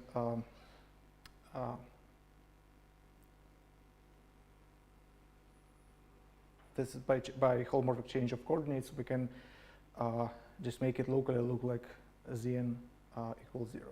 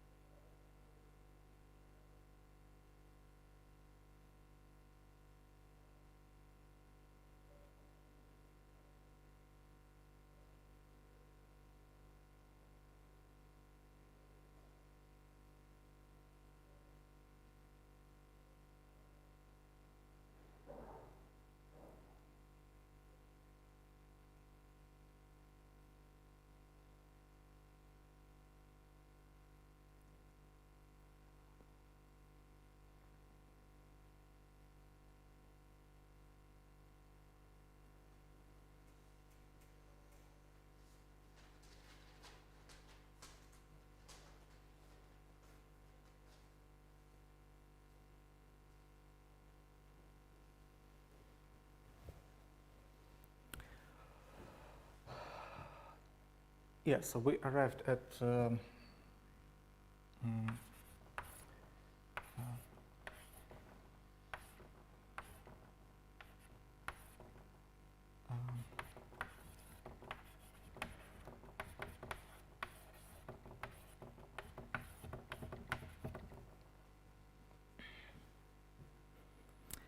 so what can we do to obtain an environment which is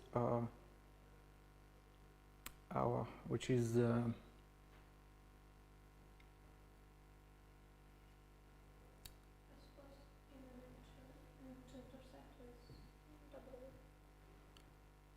Ah? I suppose in a limit in yeah, which it's you need to intersect with double.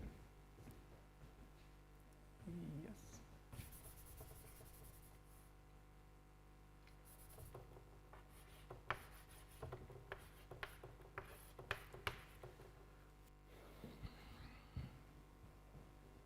Well, we clearly need to use df equals to 0 somehow, but Yes. it doesn't clear how to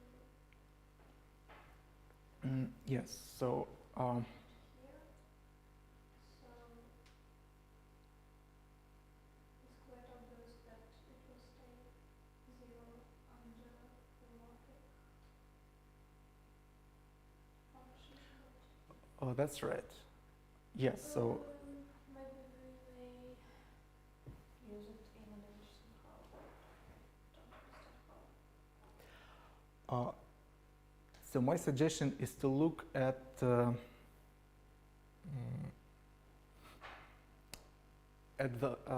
so we have a local hyperplane. So what we can do is to take a complementary line, so this axis, this coordinate axis, and then intersect it, intersect the hyperplane with a line.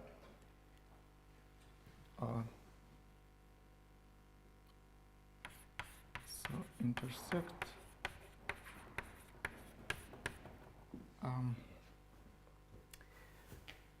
our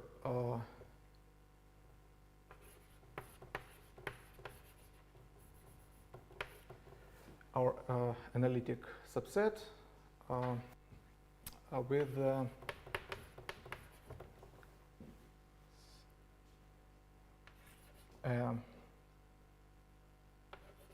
Zn axis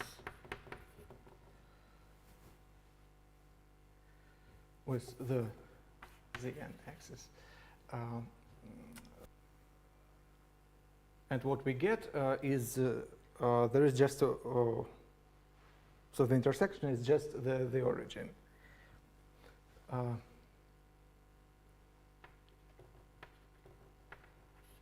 So they intersect only at the origin.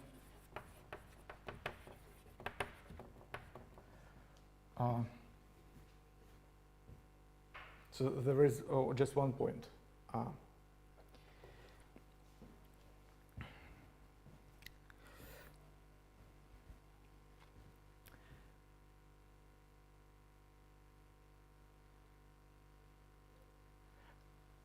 And also,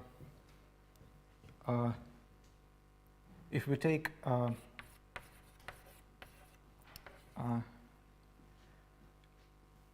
take a line L,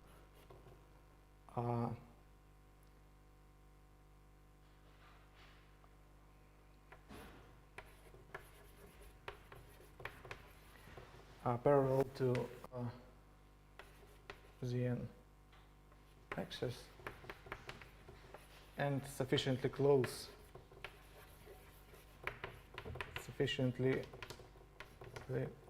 to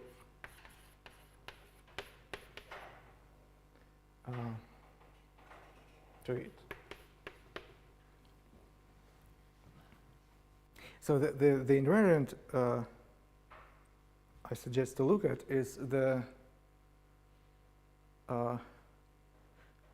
multiplicity so the intersection of our analytic subset with a line parallel to the coordinate axis. So the intersection counted with multiplicity.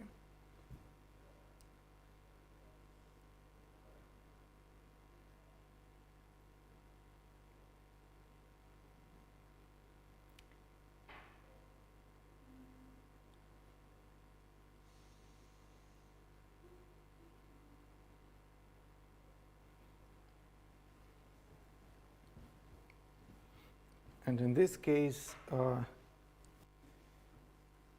so what do we get? If we take our line and consider its image under, so we take a line inside W. And we can first of all, apply the inverse of H, and then apply F.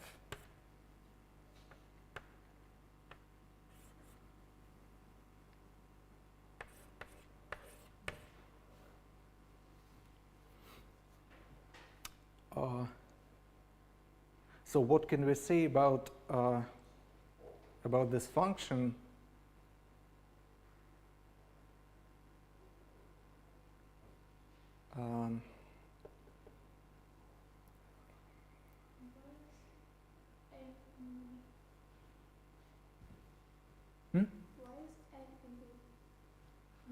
Well, we take a line and intersect it with a.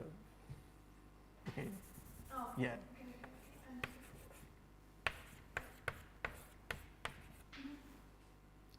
L intersect with double. Yeah, it's just reuse notation.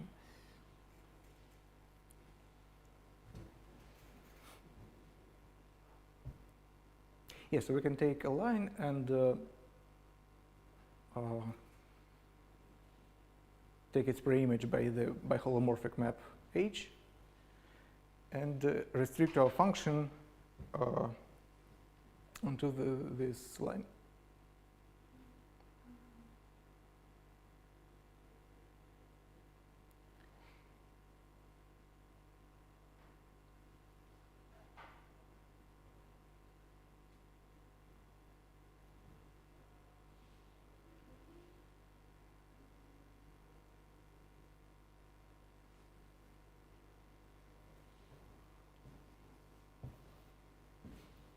Yes, so suppose that this line intersects our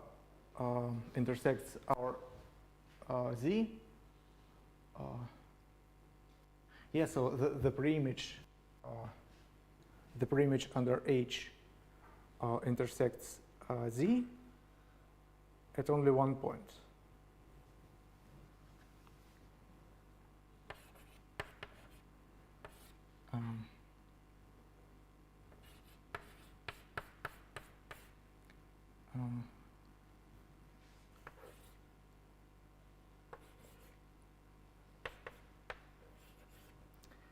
Intersect Z at only point P.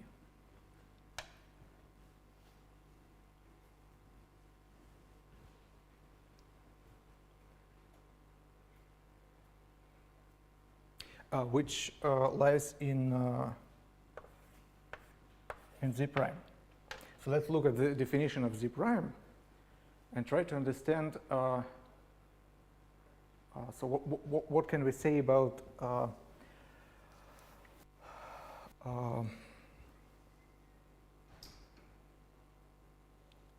the zeros of this function?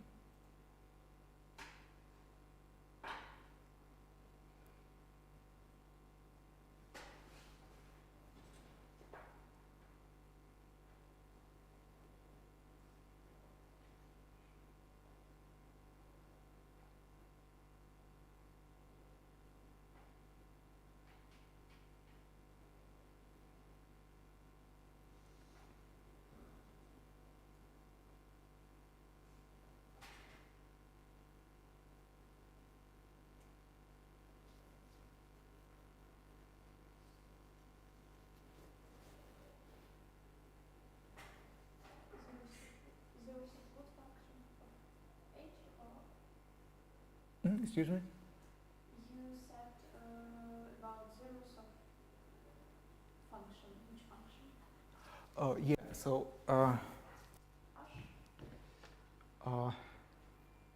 so zeros of this function. Okay. Yes, so it's a function just in one variable. Okay.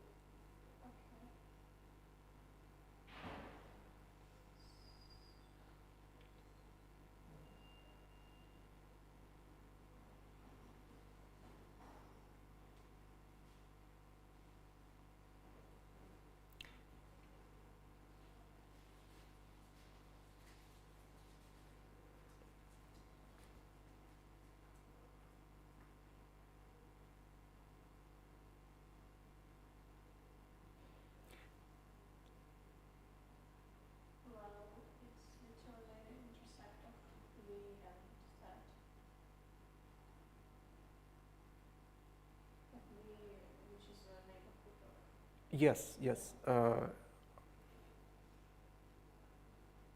Yeah, so the intersection point with Z, which is the zero locus of F, will be a zero of our function, of this function.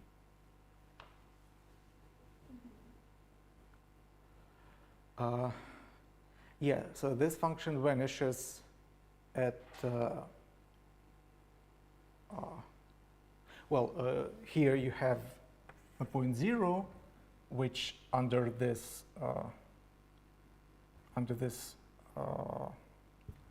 h minus 1 goes to p. Yes, so this function on just an interval of a line, it has a 0. So what can we say about the derivative?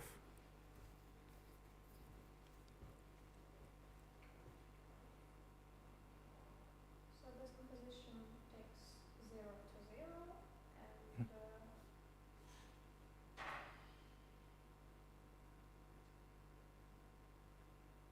as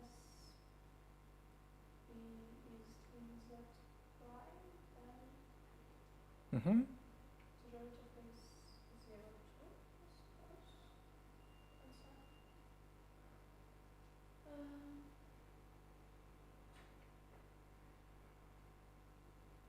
yes, correct, because one of the derivatives. Yes, yes, exactly. So for this function, so it has, it vanishes at 0, and also its derivative, yeah, and its first derivative also d of f composition with this, also vanishes at 0. So why is it that? Hmm? And why is it that? Uh, It doesn't fail. so what can we say about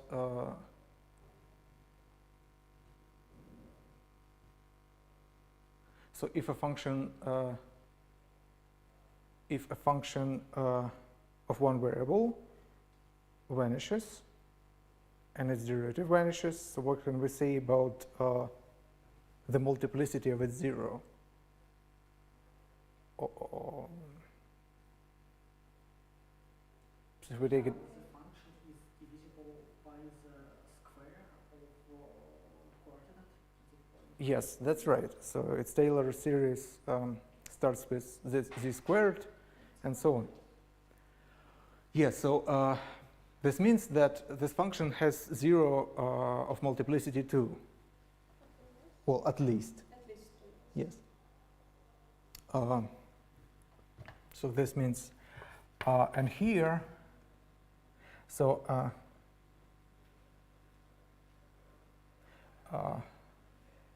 so this function has 0 of multiplicity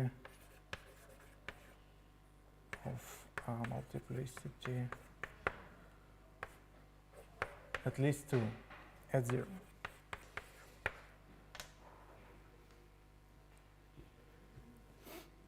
So so where is the contradiction? We have intersected this set with the Zn axis, and we obtain just one point with multiplicity 1. So, and more or less by continuity, if we take any line which is parallel and sufficiently close, the intersection will also be just one point.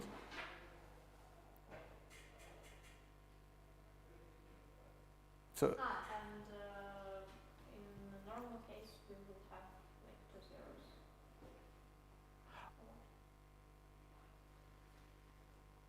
yeah, so this means that so the intersection should be, so if we take a line which is parallel to the axis and sufficiently close to it, then the intersection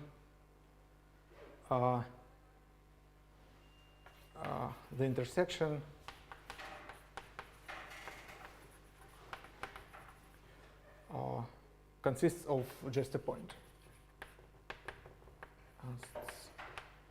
Of a point. But here, so the bottom line is that the number of intersections, the number of points of intersection with multiplicities is invariant under by holomorphisms. So therefore, if we had a multiplicity 1 here, so we have to have the same multiplicity here.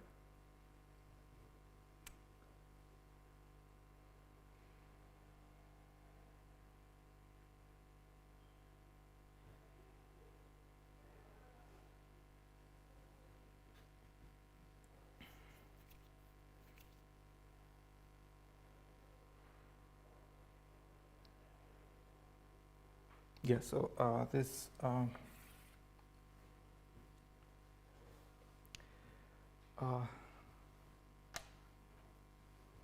so the number of points of intersection counted with multiplicities is invariant under the holomorphisms. So that's the idea. So maybe it's better to reformulate this so the multiplicity in such a way that it is obvious. So its invariance is obvious from the definition, but maybe it will be done later. Okay.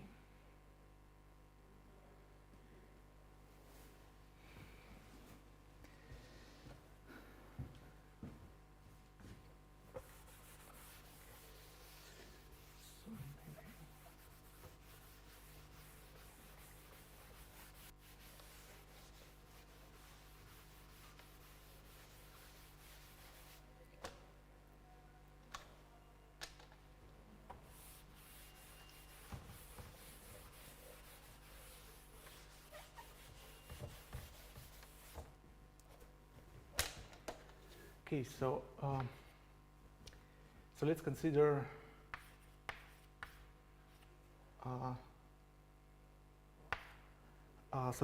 the projective space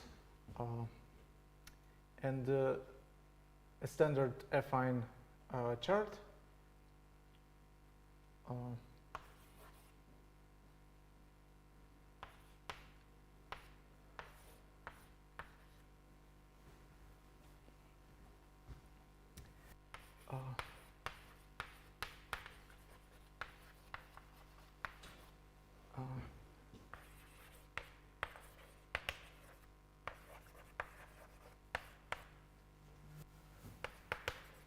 In the projective space.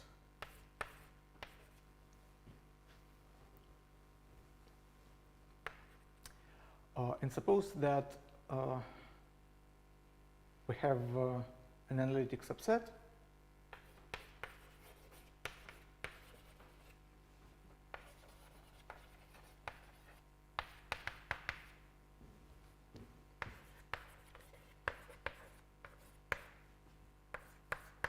a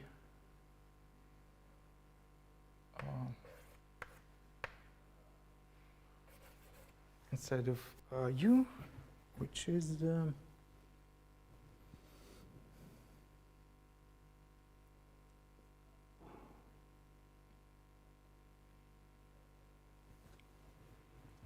which is given by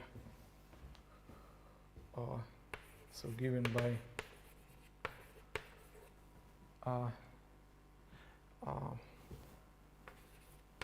just vanishing of one polynomial function.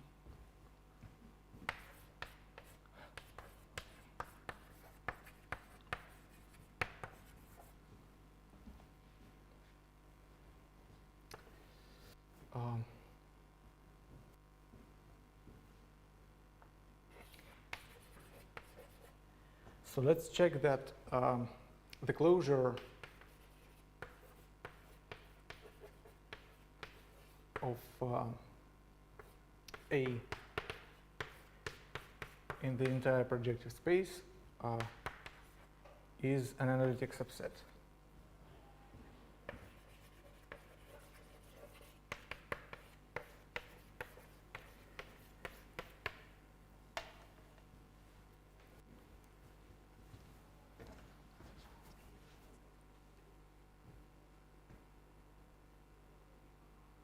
Yeah, standard affine chart is just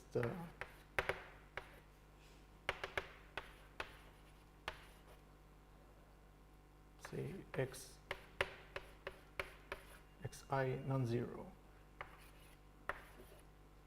But this is homogeneous coordinates on the projective space.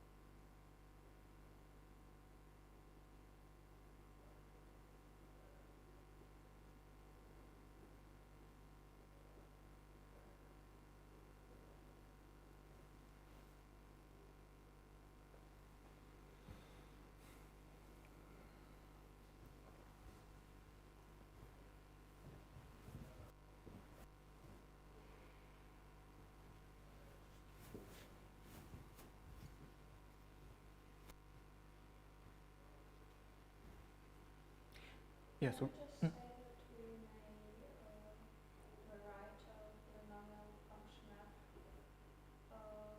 with the use of homogeneous coordinates and then extend f equals to 0 to an finite part of span 2.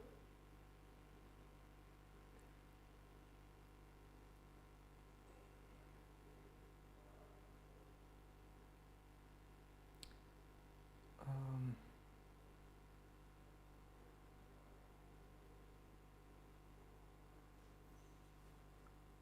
Like we wrote this polynomial function in C to n, and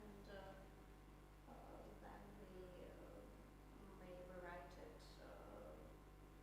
in homogeneous coordinates in Cpan, just keeping in mind that one of the coordinates was equal to 1 all the way before.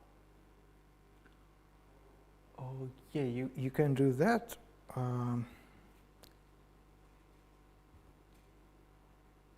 And then it seems that we may just extend our condition to the Cpan. Because it seems that the closure of A will be just the expansion of this condition. mm,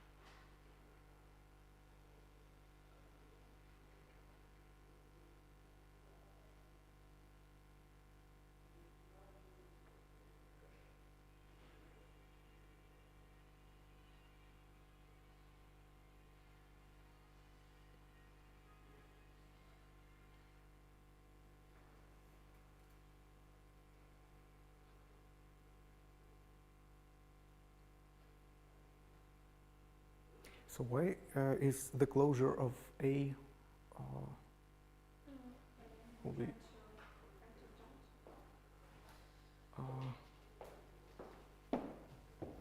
Like, let's take closure of A. So then there will be two types of points, like points which were in A. uh-huh. So, and for them this polynomial condition is Okay. okay. And then we have some, let's take some x from this side. So as this x is in a closure of A, then we know that we have some, so it's a limit of some.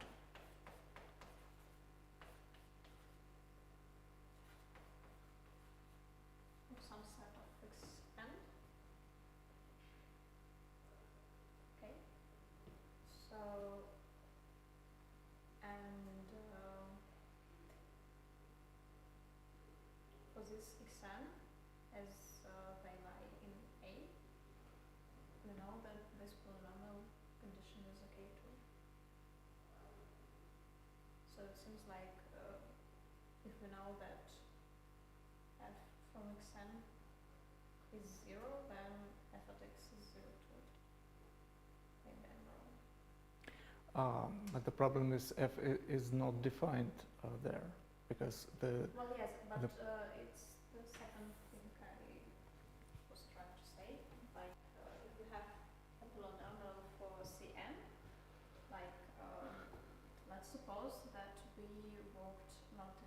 CPN, but in CPN, in the part where, I don't know, for example, x0 doesn't equal 0, so then all of these points we may write in a way like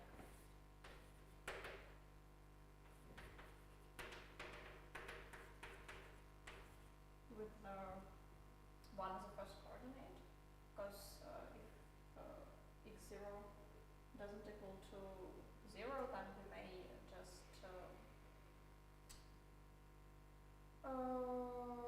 take it as 1, because we may divide our coordinates. Okay, and then we have a polynomial for like these coordinates, and it's not as hard. It's not as hard to write it in a way like for these coordinates with x0. In a way like I don't know. Let's take some example. We have. For example, we have I don't know, something like that in our first chart in CM in U, and then we may go and fix it with like we may say that we may multiply by 1 whenever we want, because it doesn't matter, and then we may say that these ones are these x0s. So we may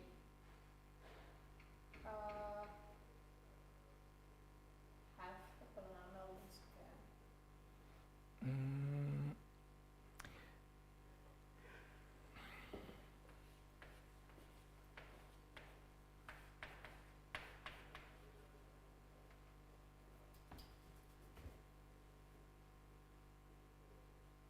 Doesn't it work? I'm afraid it does not, because when you, so basically your points which are outside the standard chart is the intersection with the infinity hyperplane. And the problem is that if you have a polynomial function on your standard chart and you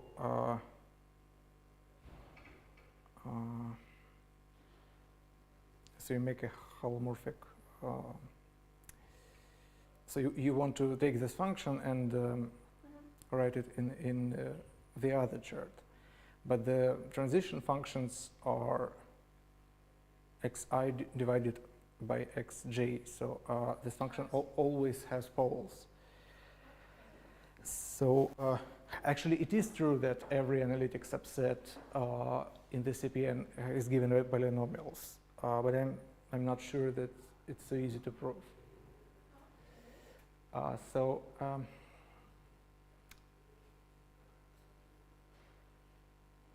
here, so actually, it's a good idea to try to do the coordinate change just by hand. Try to do the coordinate change and look at the function which you'll get. Maybe that's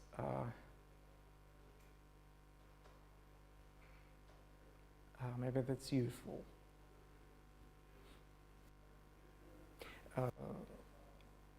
But a general warning is that you absolutely have to use that f as a polynomial. And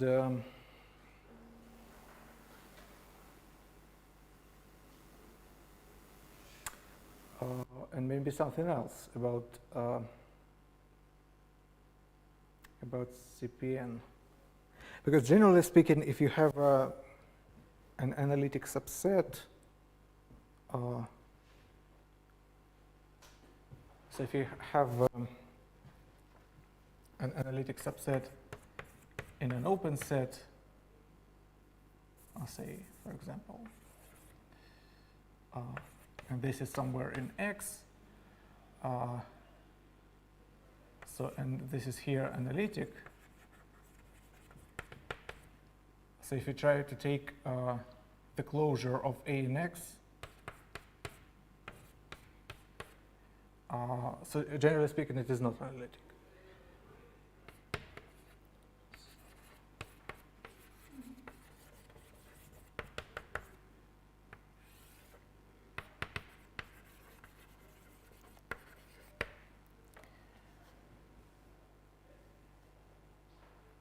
So the case of CPN and the polynomial is well,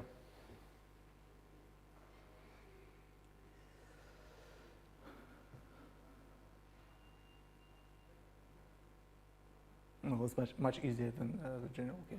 As a matter of fact, during the lecture maybe I got it wrong, but we have a remark that if we have an analytic subset, then it is closed. So. I mean, closed in U, Okay. but not closed in X.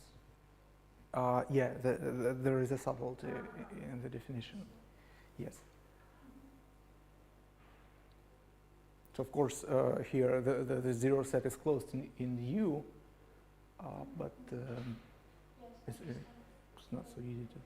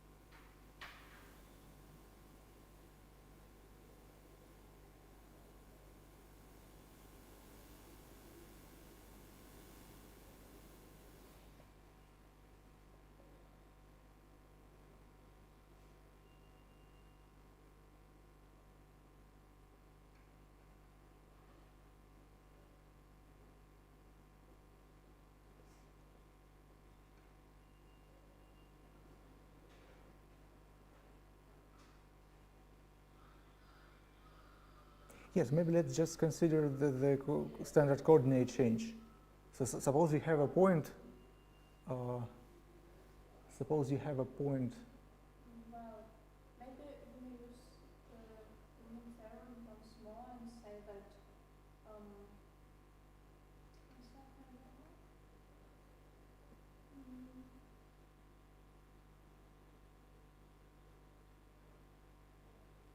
maybe say that in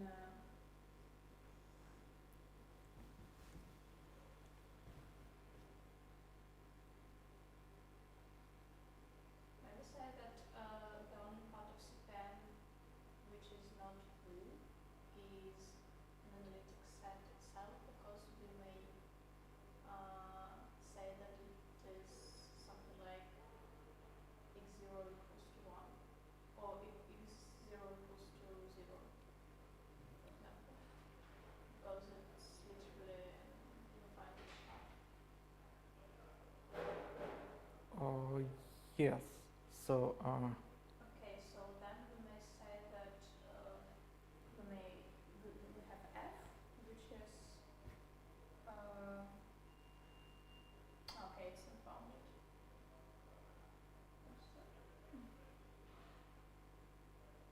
No, the function f, of course, It's unbounded, of course. cannot extend to the infinity hyperplane. So you actually need to do the coordinate change and maybe then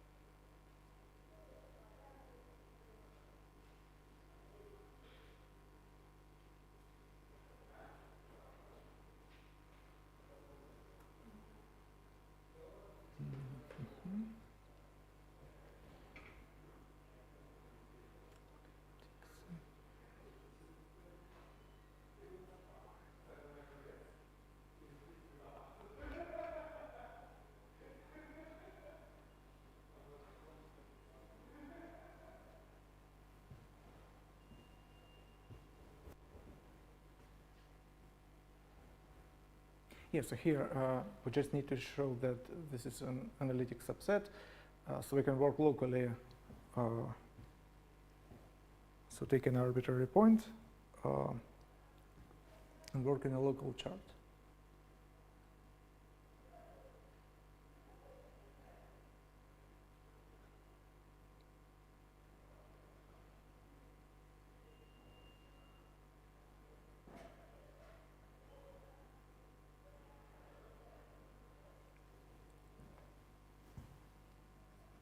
For any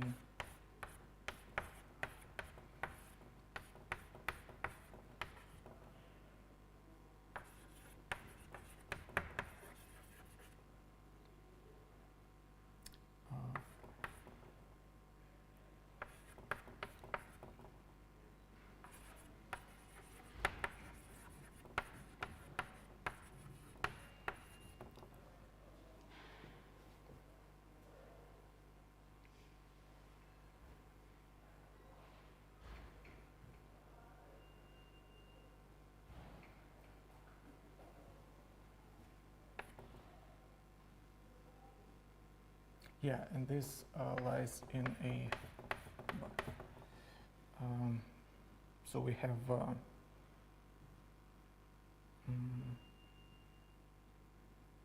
so we have,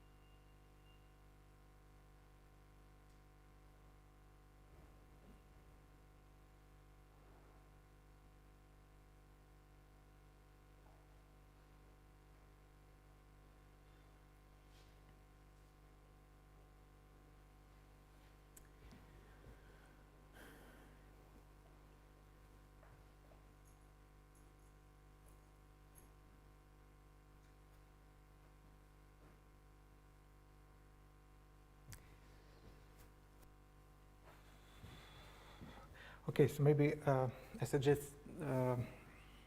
you do the coordinate change and try to see what happens. And maybe we'll discuss this next time because time is already